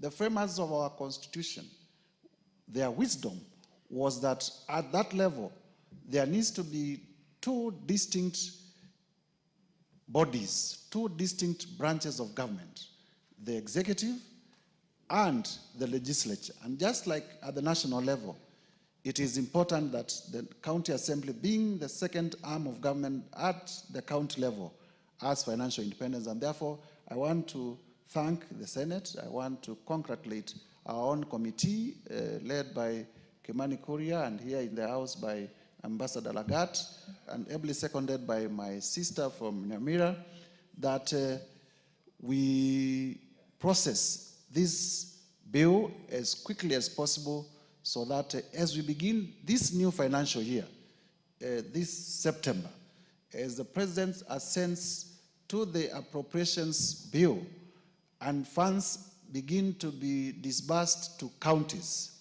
the monies for county assemblies will no longer go through the county executive in the new financial year. That county assemblies will get their money directly from from the National Treasury, and the necessary checks and balances as stipulated by the Controller of Budget, and also Auditor General reports will apply in terms of accountability at that level. Members of County Assembly also, to whom much is given, much is expected, as I conclude. And therefore, because you have fought for financial autonomy for now about 12 years since devolution came in 2013, and it is coming to you. Today, I read the mood of this House to be that we will approve. As it comes to you, you are also required to exercise, to demonstrate that you are worth managing your own finances, that you were not fighting for it because you wanted to fill your tummies. You are fighting for it because you wanted to promote good governance, you wanted to promote devolution, and you wanted to exercise independence so that the finances, the taxpayers' money that comes to the counties can have more benefit to the people at that level. And Mr. Speaker, for that reason, I support. The Honorable Nyakundi. Thank you, Honorable Speaker, for giving me this opportunity to also say a word on the County Public Finance Amendment Bill, Senate Bill number 39. This is one of the most progressive bills that the 13th Parliament will be remembered for. As you know, the county assemblies have fought for the autonomy of the county assemblies have fought for their autonomy for the last 12 years. And out of that, most of the county assemblies have not been able to oversight the governors as they are required to oversight, because most of these governors have kind of made the funds that come to the county assembly like their own funds, making sure that the members of county assembly are following them so that they can be able either to get development in their constituencies or get something. Most of the MCAs have been made slaves of most of these governors. If there's one bill that I am very happy today to discuss, and I hope that this House will be able to pass this bill as fast as possible, is this County Public Finance Bill of number 39. Because for sure, most of the MCAs, we have been complaining here how most counties are not doing their roads. Most people are complaining because most roads are not being done. If you go to the county, to the constituency right now, every member of parliament is being told, kindly make this road, make that road. It is because most of these governors are not doing their job, and the MCAs are not able to be accountable because they're either scared of the governor, or they are scared the governor will not be able to do development in their area. I can give you a good example. If you go to Nyamira County today, Nyamira County has 2 speakers. Nyamira County has 2 clerks. For the last 9 months, they've not been able to move because they have 2 speakers. One who is in the county assembly, and another one who's operating from a hotel just close by. And I want to thank the Senate and the Honorable Kimani Kuria for bringing this bill. If there is a bill that will change the things that we see in our county assemblies, is this bill. And I want to also put a word that I'm so impressed, because this bill has said that by the 15th of every month, the money that is supposed to go to the county assemblies should go to the county assembly. And in case they do not spend the money, that money will remain there, and even the control of budget will be able to oversee how the county assemblies are spending the money or are spending the resources that are coming to the county government. Just the other day, just today, we passed the mediation bill, and about 415 billion Kenya shilling is going to the county government. I can now clearly see how this money is going to be spent prudently compared to other times. And we want to tell the county governments, kindly make sure that the resources that are coming to you, the resources that we have bestowed to you as the National Assembly, is used appropriately. Let the roads in the county, the roads that belong to the county government, make sure that the roads are passable. Make sure that the hospitals, the level 4 hospitals, the level 1, level 2, level 3, are equipped with medicine. Make sure they're equipped with facilities so that our people back at home can be able to get the medical attention that they require. Like right now, most people are telling us about water. They want water in our various homes at home. But water is a devolved function. And if you go to my place, you cannot see even one borehole or a last mile connectivity of water in any area in my constituency. For the last 2.5 years, I've been a member of parliament. So if there's one bill today, I sit here and a happy man, and by the time we are finishing my 5 years, I'll go home and say, if there's one bill that we passed as this house, is the giving the county assemblies autonomy so that they can be able to run freely and smoothly. Thank you, Honorable Speaker, for this opportunity. The Honorable Dr. Makali. Yeah, thank you so much, Honorable Speaker, for this opportunity. I want to join my colleagues in appreciating this bill, Honorable Speaker. Being a Senate bill, to me, this bill is of much interest. Honorable Speaker, if you look at our Constitution, it is clearly stated that the Senate exists to serve the interests of the counties. And even though this bill we are discussing today, for me, I think it's long overdue. This should have been one of the bills which the Senate should have processed as early as 2014. Why am I saying that, Honorable Speaker? Honorable Speaker, if you take the example of this House and the Executive, the reason why we are able to carry out our programs and activities with a bit of success, Honorable Speaker, is because we control our own resources as the Parliament. And when we talk about financial autonomy for the counties, and more so county assemblies, Honorable Speaker, this debate has been really with us for a long time, just as the debate on what we call the World Fund, the World Development Fund, has been with us. And I see a situation now we are likely to do away with one of these after this bill passes, and then we remain with the law on World Development Fund. But Honorable Speaker, just a few observations, Honorable Speaker. The truth of the matter is, if you are not financially independent, you are not likely to be also independent in terms of decision making. Because if you are relying on the county executive to finance your activities and the programs, automatically then you are not likely to have that freedom to stand your ground and say this is wrong. So, Honorable Speaker, the fact that now we are seeing some attempt to get the county assemblies becoming financially independent, this is something we should support as a House. It's good that we are talking about a county assembly account, that we are going to have an account where the money for the county assemblies will be sent to after we pass the budgets. And I see it happening like it happens with us, Honorable Speaker, where these county assemblies will be able to present their budgets to the Budget and Appropriation Committee at the county assembly, just the way Parliament does to the Budget and Appropriation Committee of this House. And by doing that, once their budget is approved, then those resources should be sent to their account for purposes of utilization. Another interesting issue, Honorable Speaker, is the issue where we are saying the control of budget, just like he does with all the other money drawn from the consolidated fund, will be in charge in terms of budget monitoring to ensure that the resources are applied to the relevant activities and the programs. And Honorable Speaker, the control of budget over time has been complaining that at times you would approve money for different activities and you end up this money being paid for different activities. So I think really the idea of bringing the control of budget is to make sure that whatever money is approved by the control of budget then will be used for the intended purpose.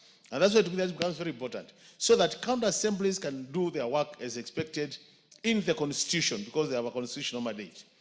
But I would want really the chairs, when the chair was moving this bill, There's something he said which I don't know whether it was an omission or it was just is what is in the bill. That he says the money which is paid to the county assembly accounts will be not, once the year ends, it's rolled over, the way we do the CDF. I think that's an area we need to get it right, because even in this parliament, Honorable Speaker, we don't get our budgets rolling over to the next financial year. Come 30th June, all the money which is not spent is expected to disappear from the books. And that is aligned to our new policy of doing zero-based budgeting. So that once you say you roll over, then you are killing the spirit of zero-based budgeting. So I think that's an area we might need, when we go to the third reading, we might have to think about that fact, that we ensure the money is spent on annual basis, because our budgeting process, Honorable Speaker, is annual but 2 years rolling. So you have what we call the annual year, but other 2 outer years, which you, for purpose of budgeting. So it should be like that, so that if the assemblies are not able to spend their money by the 30th June of every year, just like another government institution, then automatically they should provide a justification for the next financial year. So that, Honorable Speaker, we don't cause confusion to our financial management issues. And Honorable Speaker, basically, I don't think there is much to say about this, but this is a very exciting moment.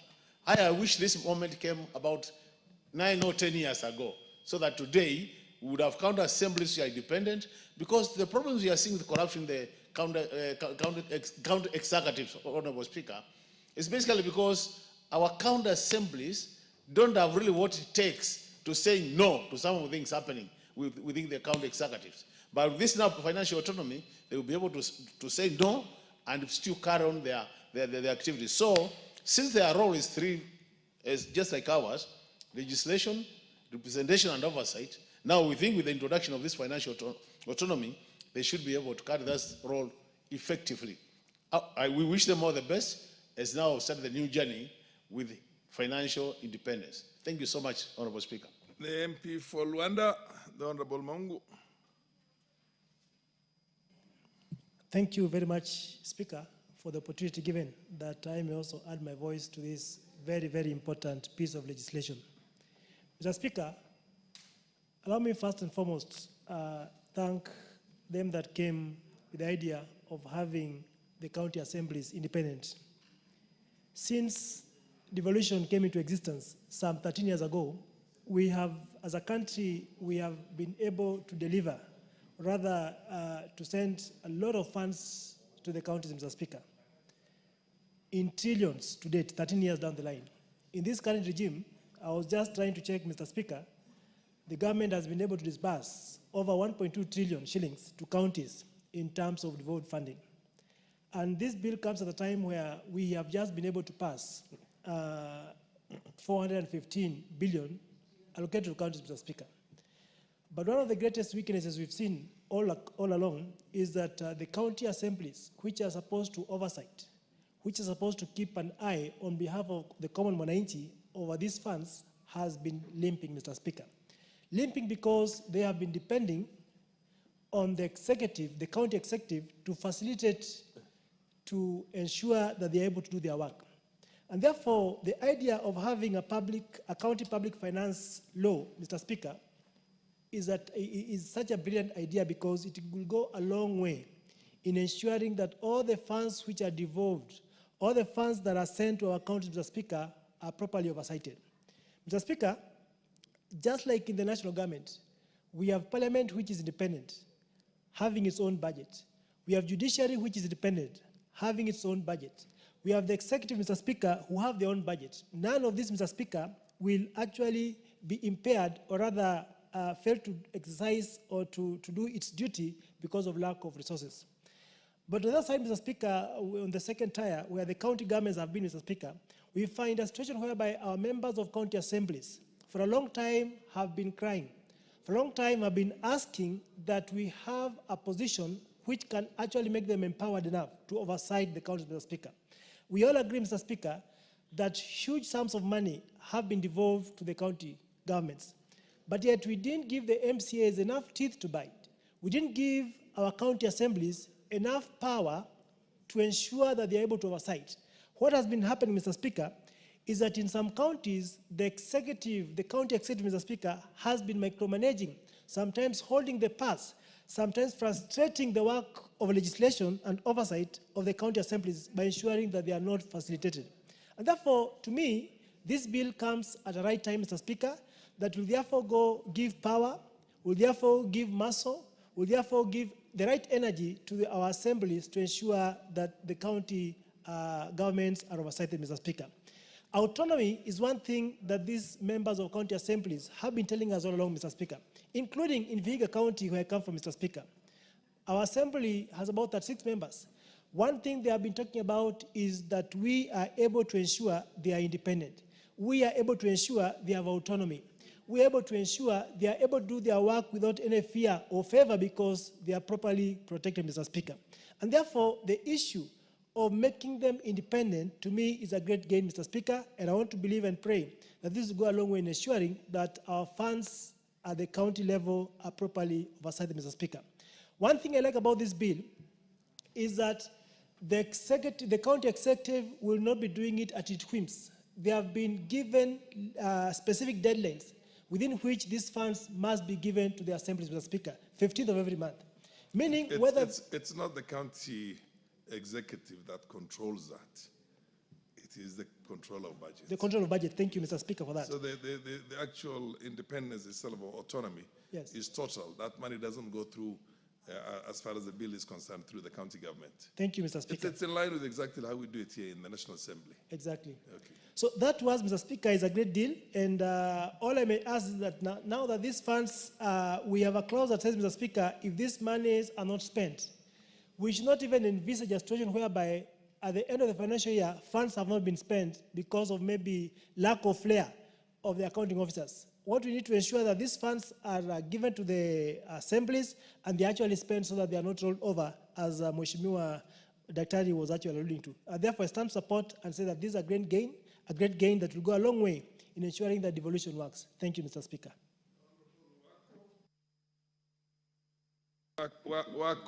Naomi Wako. Yes, we say Wako with a K. Yeah, Wako. Q, not K. Serious? Yes. Okay. Wako with a Q.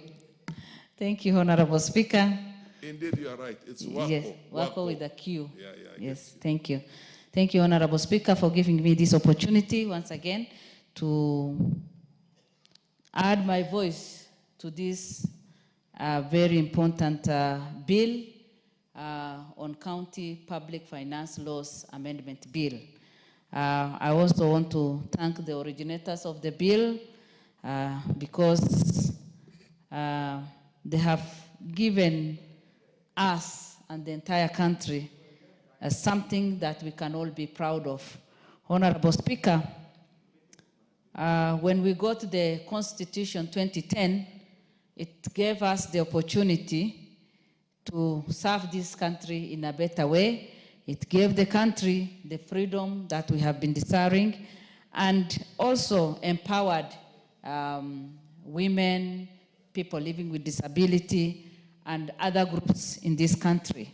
But this bill today will empower our county assemblies. And putting this in place will give the county assemblies the opportunity, the financial independence that they need. Honorable Speaker, we know that without finances, nothing can be done. Even at a family level, if you have no money, if you are not financially stable, you will not be able to run your family well. And giving this to our counties is the best gift that we can do as 13th Parliament. And again, for those people who are aspiring to be the CEOs of the county government, then we have something in place that will put accountability in place, that will give hope to county assembly, that will also make them own whatever they do at the county level. This will allow for more direct control over the operational budget. The members of the county assembly will have more direct control, and this will give them the freedom to do their oversight. Honorable Speaker, any politician would want to be free in terms of giving their speeches, in terms of politicking, in terms of oversight, and also representation. They have been lacking this particular part before, but when we give now, this will be assented to, then we know very well that our county assembly will be empowered fully. Again, Honorable Speaker, in case of emergency, because there is no much bureaucracy, controls, they will be able, in case there is any emergency, because we know that some of us come from dry areas where sometimes we get flooded, floods affect, drought comes, and we lose animals, and maybe some sickness comes, and diseases come, and people get sick, and all these things. And sometimes you need emergency funds. And Honorable Speaker, for the first time, the county assembly will have control over this money, and within a short time, they'll be able to come together to reason and to approve what needs to be done, which will benefit the citizens. Again, the county assembly will be proud of their work, and also that will enhance accountability. This bill will also enhance accountability. Again, I have gone through the report, and it says to also ensure timely reporting to oversight bodies. Honorable Speaker, in many counties today, or even in our country today, we have a problem of corruption. And the measures that have been put in place, I think will give us the assurance that there'll be accountability, and they will also be more effective because the funds will be there, and they will also be able to serve their people. Under Article 5, it says, arrange for the county assembly fund to be kept in Central Bank of Kenya in account to be known as the county assembly account. Honorable Speaker, this is something that we should all support, because they will have the funds in their own account, they'll be able to run their projects and programs, they'll be able to do better services delivery, and they will be able to reach out to people that they want to serve and do the necessary projects that are supposed to be done. With those few remarks, Honorable Speaker, I support this bill, and the earlier we assent to it, the better, so that our counties can benefit from this. Thank you. Honorable Umul Khair, followed by Honorable Chematian. Thank you, Speaker, for giving me the chance to contribute on this matter. And I think it's very timely that we are having this amendment and this particular bill to support the independence of our county assemblies and our county governments to operate efficiently, because I believe the biggest challenge that's facing members of county assemblies currently, it becomes a challenge when you have to work with the executive and still do your oversight roles. So for me, this is a big chance to allow the county members of the county assemblies to be able to execute their jobs with little intimidation. And for this, I really support this particular agenda. But I think my small concern would be, we might be creating emboldened clerks within this particular bill. So maybe my proposal would be that we have a particular guidance on how we can address that, because we might have a challenge where the clerks are running everything and might even be undermining the work that should be done in the county assembly. With the issue of corruption in our country, and I think when the crafters of the Constitution were having devolution in mind, nobody envisioned having individual millionaires. But what we are having now is governors who are like the demagogues within the counties, who are undermining development, who are looking... Madam MP for Garissa. Yes. I happen to have been in the 10th Parliament that is basically the father of this constitution. And the same independence that we did for the National Assembly, or Parliament for that matter, was envisioned to go down also. So the only thing that was missing was the operationalization, the laws that were going to operationalize the independence of the county assemblies. At no time at that time did we, as the framers of that constitution, imagine that the county assemblies will be not independent the way the National Assembly is independent. I get your point, Mr. Speaker, but my point was on the vision of county governments, and the reason for having devolution was to allow resources to trickle down to counties and to allow even marginalized regions to be able to have their own independent operations. But with the corruption issue, we are seeing a lot of governors who are running everything without consultation and with little oversight roles even from the MCAs. So this particular bill will be able to address that particular challenge, and I really support. And I hope we also are able to capture the issue on the clerk so that we can be able to have a very strong county government and county assemblies. My proposal also to the Senate would be that in future we can think of a bill that allows that blocks immediate sitting governors to transition to running for Senate, because they use the Senate as a house to protect themselves after looting for close to 10 years. So the proposal to the Senate should be also protect us from these thugs to transition into these houses, because these are houses that are of respectable people, and we do not wish to have thugs sitting in our house, Mr. Speaker. Thank you so much. It's over, it's over. The Honorable Chematien. Thank you so much, Mr. Speaker. The Honorable Mulkhair is very categorical. And Omulger was very specific and repeatedly said tags, Mr. Speaker. Mr. Speaker, I also want to join my colleagues in support of this bill. This bill, yes, Senate bill, that is going to enable our counties to be fully functional. And I want to also echo your words that this was a decision that was made to replicate what is there.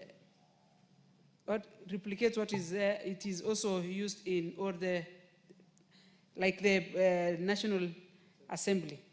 Mr. Speaker, if you go through the bill, it has categorically shown how this fund is going to be utilized, it's going to be expensed, and to almost an extent that they are actually giving details on how the money is going to be managed.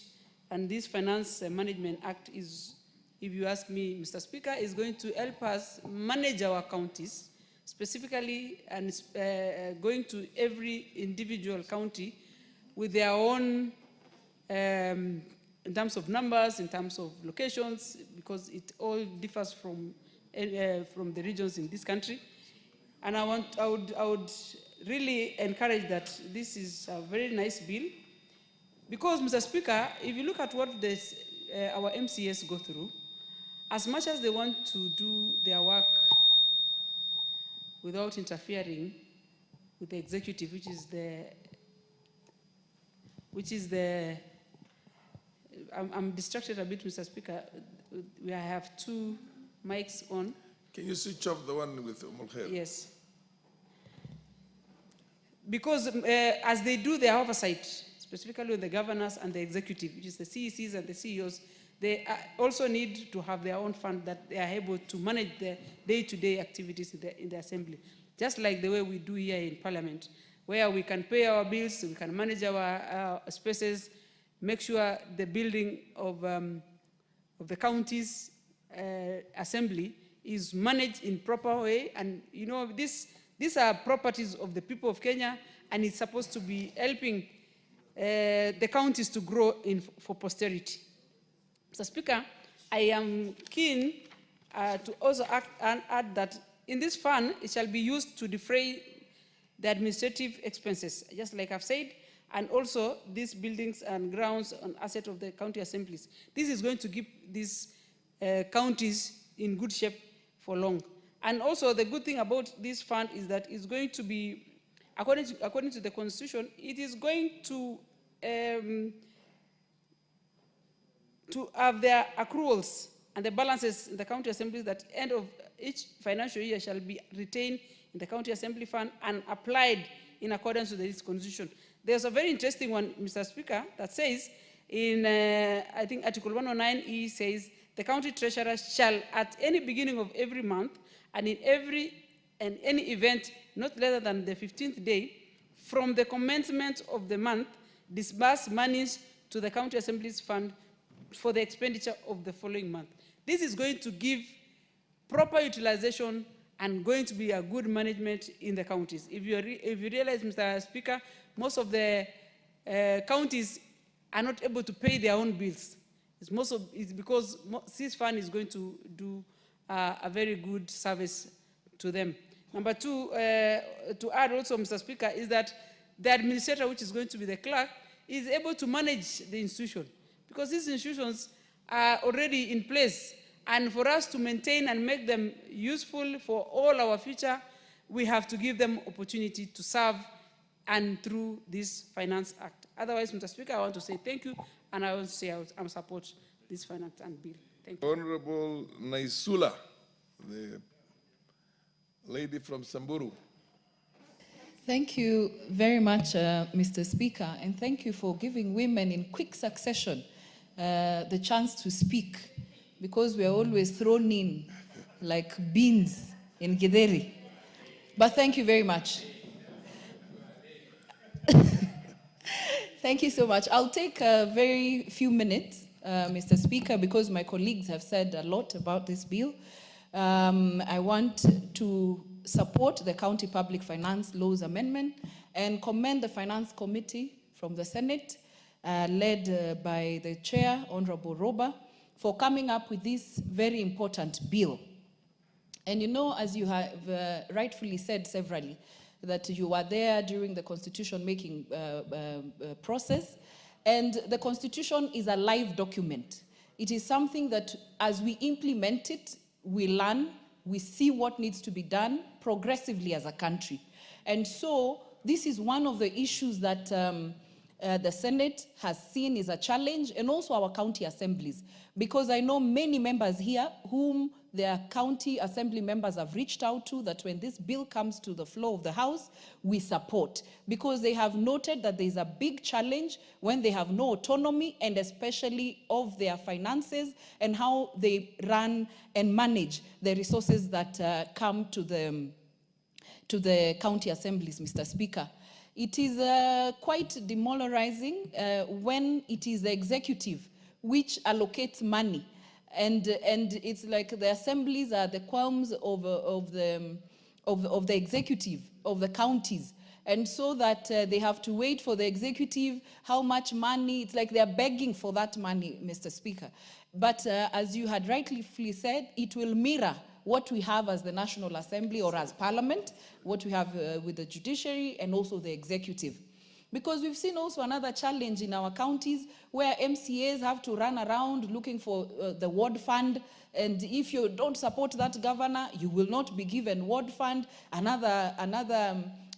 it's like tokenism to the county assembly members and what they're supposed to do. But also, most importantly, I'm sure once they have their own resources, it will facilitate them better to do their work. Just as we are facilitated here to execute our mandate in Parliament, I think I believe that when our county assemblies are well resourced, then their motivation, their way of working will be improved. And that is also what we expect to see from them once we pass this bill, Mr. Speaker, and it is assented to. It is also coming in at the right time when we are doing the budget process, and we just passed DORA. So I hope it can be expedited, it can be assented to, so that it can start working, Mr. Speaker. And so with that, with those very many remarks, I support.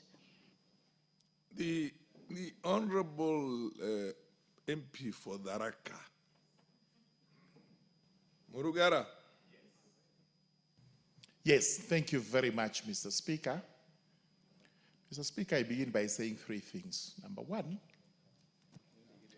of late we haven't seen anything good coming from the Senate, apart from some bills which have been falling when they come here, and some of which we've been rejecting outright because they've been busy or busying themselves with things that do not concern them.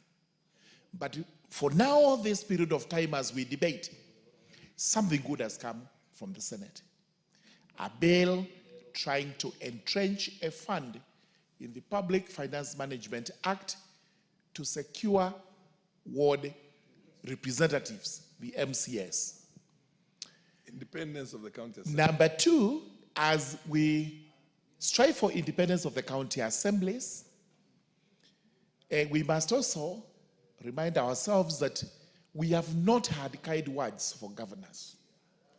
And this is not out of malice. It's a reality on the ground. And we've always said it. If the governors are working well, let one of them stand up and say, this is what I have done this year. I'm competing with the CDF. Let CDF show us what they've done. I will show you what I have done, and I'll win against CDF. While CDF is poultry money, they have all these resources. They have nothing to show for it. Therefore, we continue with being unkind to them because they're also not being kind to Kenyans when they do not apply monies allocated to them by this House prudently and appropriately. Thirdly, when we pass this, the MCS, who are actually the basic representation at the grassroots, have been crying for the Ward Development Fund. We know very well, we've responded to them by saying this can be local legislation in each of the counties, but there may be an avenue available, and the Senate must look at it again, which is the appropriate law we should amend at the national level to ensure that MCS, the members of the county assemblies, do have a ward development fund which they can use to develop wards, similar to a structure where we have the CDF, which is based at a constituency but does not involve a member of parliament.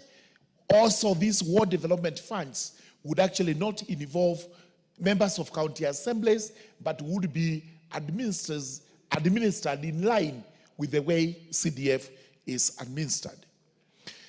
We now need to enhance the county assembly's autonomy.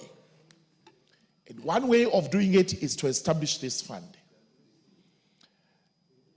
Governors who have converted themselves into demigods, and in the counties, they are infallible. They cannot be faulted, especially by members of county assemblies, whom they hold to ransom, so that when they want everything passed, they have to dangle little monies, dangle the pass on them so that they can get the favors. Time has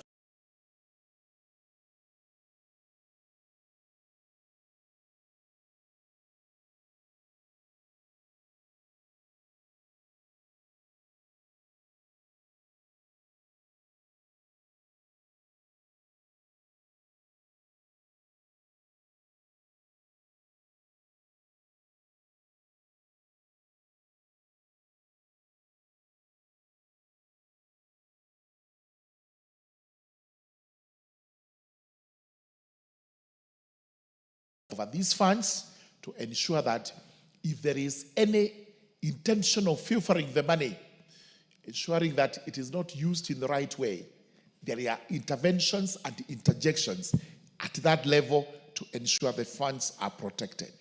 Important provision, they cannot overdraw these accounts, which means they cannot overplan.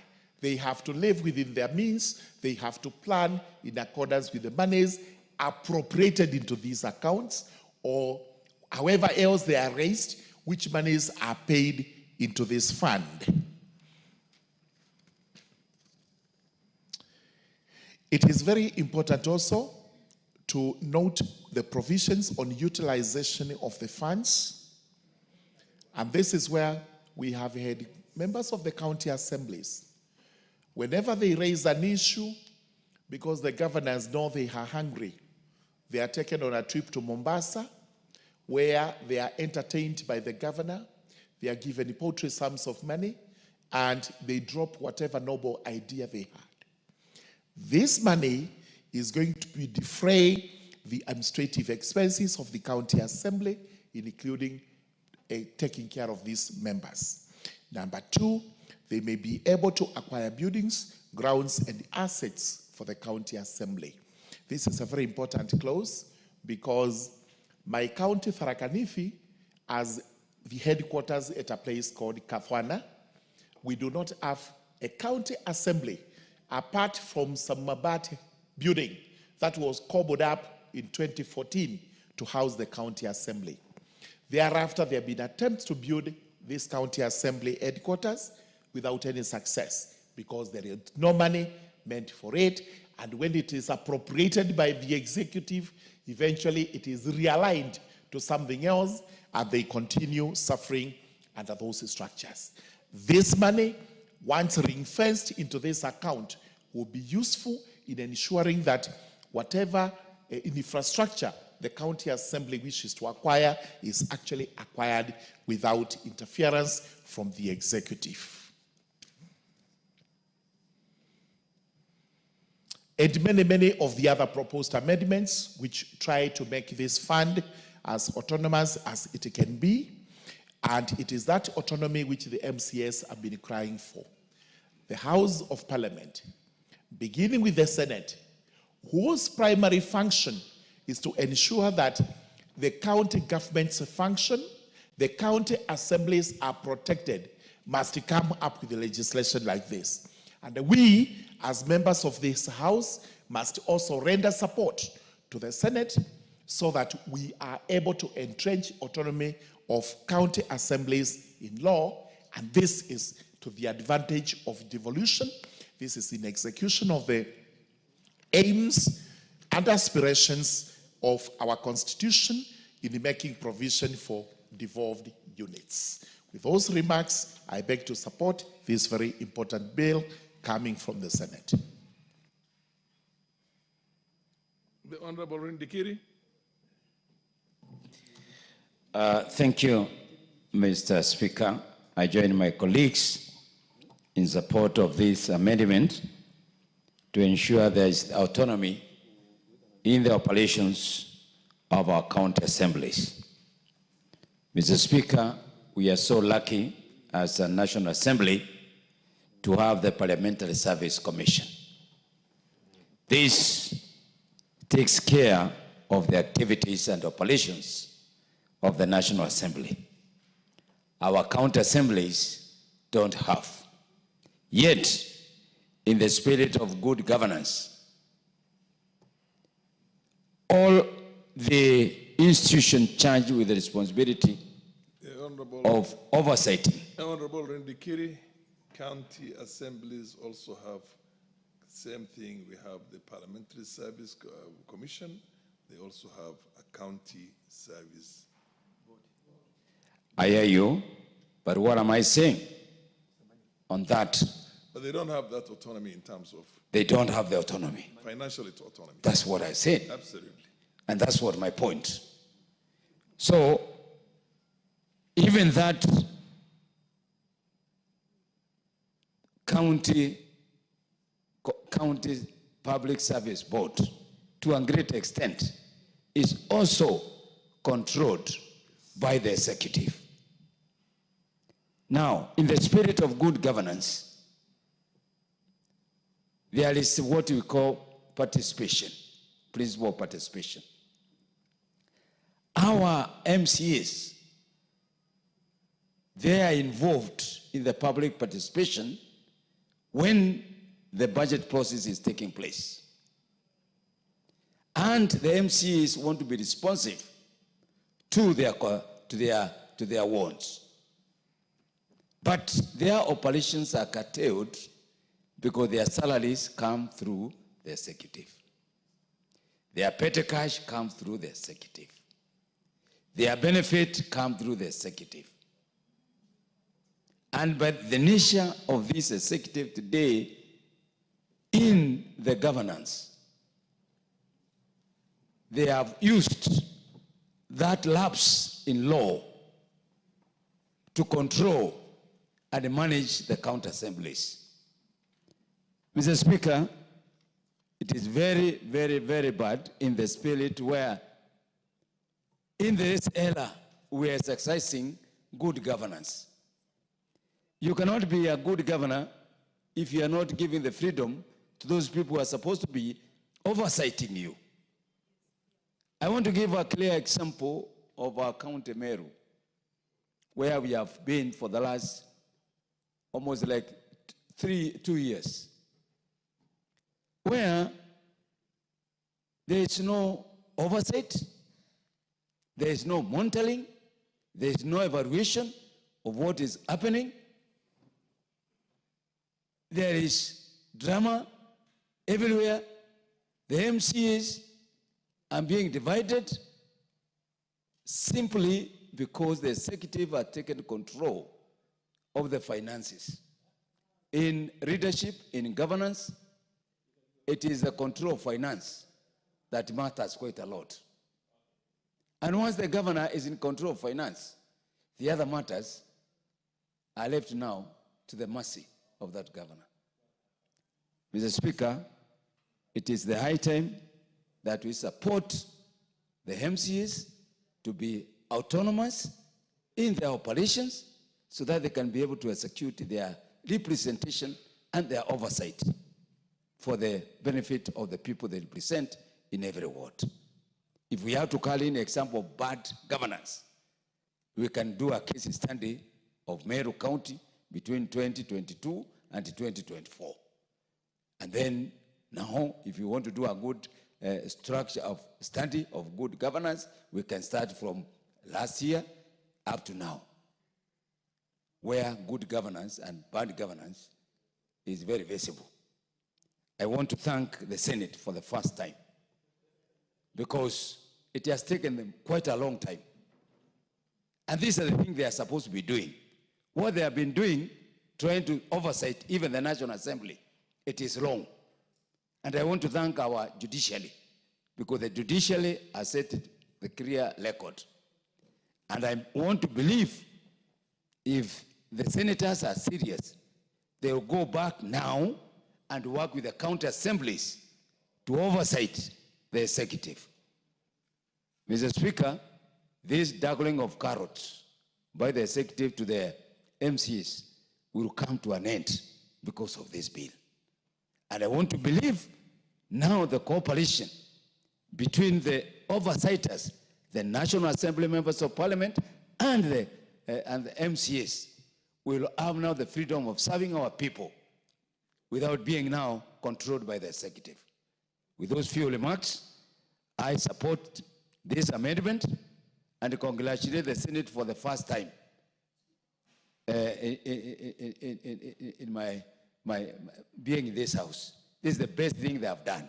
Whatever they have been doing is trying to enter into other guys' territory and come out naked. I thank you, Mr. Speaker.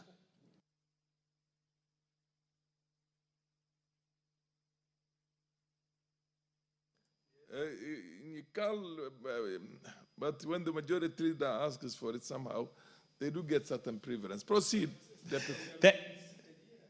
Thank you, Honorable Speaker. Honorable Speaker, it comes with a job. It comes with Proceed, Deputy Majority Leader. In the office. Honorable Speaker, I want to contribute to this very important bill from the Senate and actually congratulate the Senate for thinking about this. This is a matter, Honorable Speaker, that even when I served at the county, we thought about it and said, why can't the county assemblies be given autonomy in terms of funds? This is a noble thing, because many times, just like this parliament, when you are in the earlier parliaments. Indeed, yes, I was in the 10th parliament when everything used to come through the office of the president. Yes, and you know Sorry, the 7th parliament. Yes, when before we got the independence of parliament itself, we depended on... And that is what we have subjected the county assemblies to. that in the 21st century, they're actually operating on the 20th century paradigm. And to shift it to the modern paradigm, Your Honor, is that we are actually doing the right thing for the county assemblies. The MCAs need to be independent. That, just like this chamber got independence from the executive. For a long time, we have put the county assemblies under the executive. And that's why sometimes, if you want to control and frustrate the county assemblies, then a governor just requires to say, don't give them money. Don't give them resources. You control their resources, you control the budget, and therefore you get the whole thing confused. But this is a very noble thing. The two arms of government at the county level, Honorable Speaker, the two arms of government need to work independently like we work here. Let the county assembly be independent in terms of finances, and let the executive be independent. Giving them authority and resources, Honorable Speaker, gives the county assembly the power to oversight properly the county. So I want to tell the MCAs, as we give them these funds and we give them autonomy, now we want them to start oversighting the county governments and the executive of the county government properly, because now we have given them funds and they need to do. But they must be accountable to the funds that we're giving them. Honorable Speaker, I beg to support. The Honorable Nyikal. Thank you, Mr. Speaker. Speaker, I rise to support this bill from the Senate. Mr. Speaker, it's very interesting that 10 years we are looking at the structure of financial management of these entities. It is a whole issue of devolution, and I think what happened, Mr. Speaker, is that when devolution came, we had this, the Commission for the Implementation of the Constitution. Operationalization, it was the operationalization of the Constitution. Implementation, as you put it yourself. And also, then we have the Transition Authority, which was taken over. But we still have a Constitutional Implementation Committee in this House. Yes. It still exists. I think that committee needed to be working continuously. Because what really happened with the devolution, Mr. Speaker, is that we actually devolved but did not work out structures before devolution. I remember the debate before devolution, just after the Constitution has been passed, that there was need to put some structures for these counties so that as they come in, they have a rudimentary structures with which they start operations. We didn't do that. We only looked at the laws, and the Transition Authority didn't look at the administrative element. And this is what has brought us here. So, Mr. Speaker, now we talk very much about runaway corruption in the counties. But what did you expect? You give out a lot of money without financial structures to support it. What happened? Unless you are an angel, you will use that money the way you want. And so we are beginning to see, and I'm happy that we're beginning to see, these are very major structural gaps. Now, even if you leave the finance, even the issue of human resource, let me take the issue of health where I'm conversant with. Again, what you are dealing with is lack of structures to deal with human resource. We had the Public Service Commission, then we put the County Public Commission, but there's no link. So that if you have workers, like in the health sector, where workers recognize themselves as the same cadres wherever they are, but there is no uniform ways of handling from county to county. So again, that's a major gap in the human resource management. Even procurement, Mr. Speaker, I think the procurement is suffering the same way. So, Mr. Speaker, I really support this because for once, we are actually taking a serious look at the financial structures that are needed in the county. So this bill brings in what we have needed. This is what we needed to have done immediately we had the Constitution or before. In fact, it was suggested. But people who are enthusiastic actually shut it down. And maybe sometimes they saw further and they gave themselves room to use this money. And so now we are putting in this, and this bill is good. It's giving autonomy to the MCAs, but that's the most glaring. But it's looking at all other areas. But then look at the issue, Mr. Speaker, of the autonomy of the assemblies. How can you oversight a person who is financing you? Structurally, it's not workable. That structure will just incapacitate you. And therefore, there's been a lot of disputes between the MCAs and the governors. And it is understandable. It is a structural thing. It would be unnatural if they were friends. It is just like asking a goat and a hyena to be friends. They should understand that they want. It can't work like that, Mr. Speaker. So now, when we give them this autonomy, they can manage themselves, their finances. Similarly, they may not also understand the constraints of the governor. But now when they have the money which is allocated to them, which they are handling, they will actually behave differently. So the issue that you are putting the governors to ransom and the governors, on the other hand, are actually denying you what you need to do so that you become weak and you become obedient, that is something that has gone.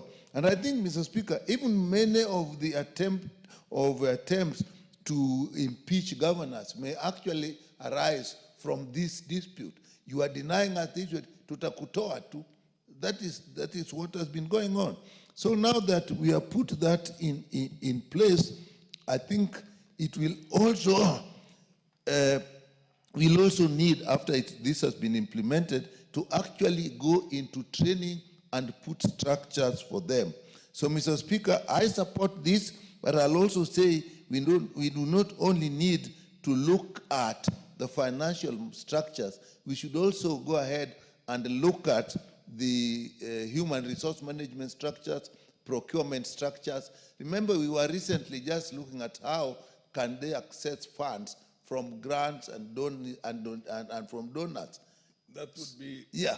So, Mr. Speaker, I support. It's a big move, and it has shown us the way, and we expect more to come from the Senate. Thank you, Mr. Speaker. The Honorable Jaldesa, and followed by Oundo Wilberforce. Thank you, Mr. Speaker. I think I agree with the sentiments of the members who have expressed their views in that county assemblies should be given autonomy to make decisions on their own, not to rely so much on the executive of the governor, because the governors, if they are not able to control, if they do not have the autonomy on their own, then they cannot be able to, say, oversight the county government. And because of that we have many problems in the country. People are taken on small trips, and they think that that is good enough.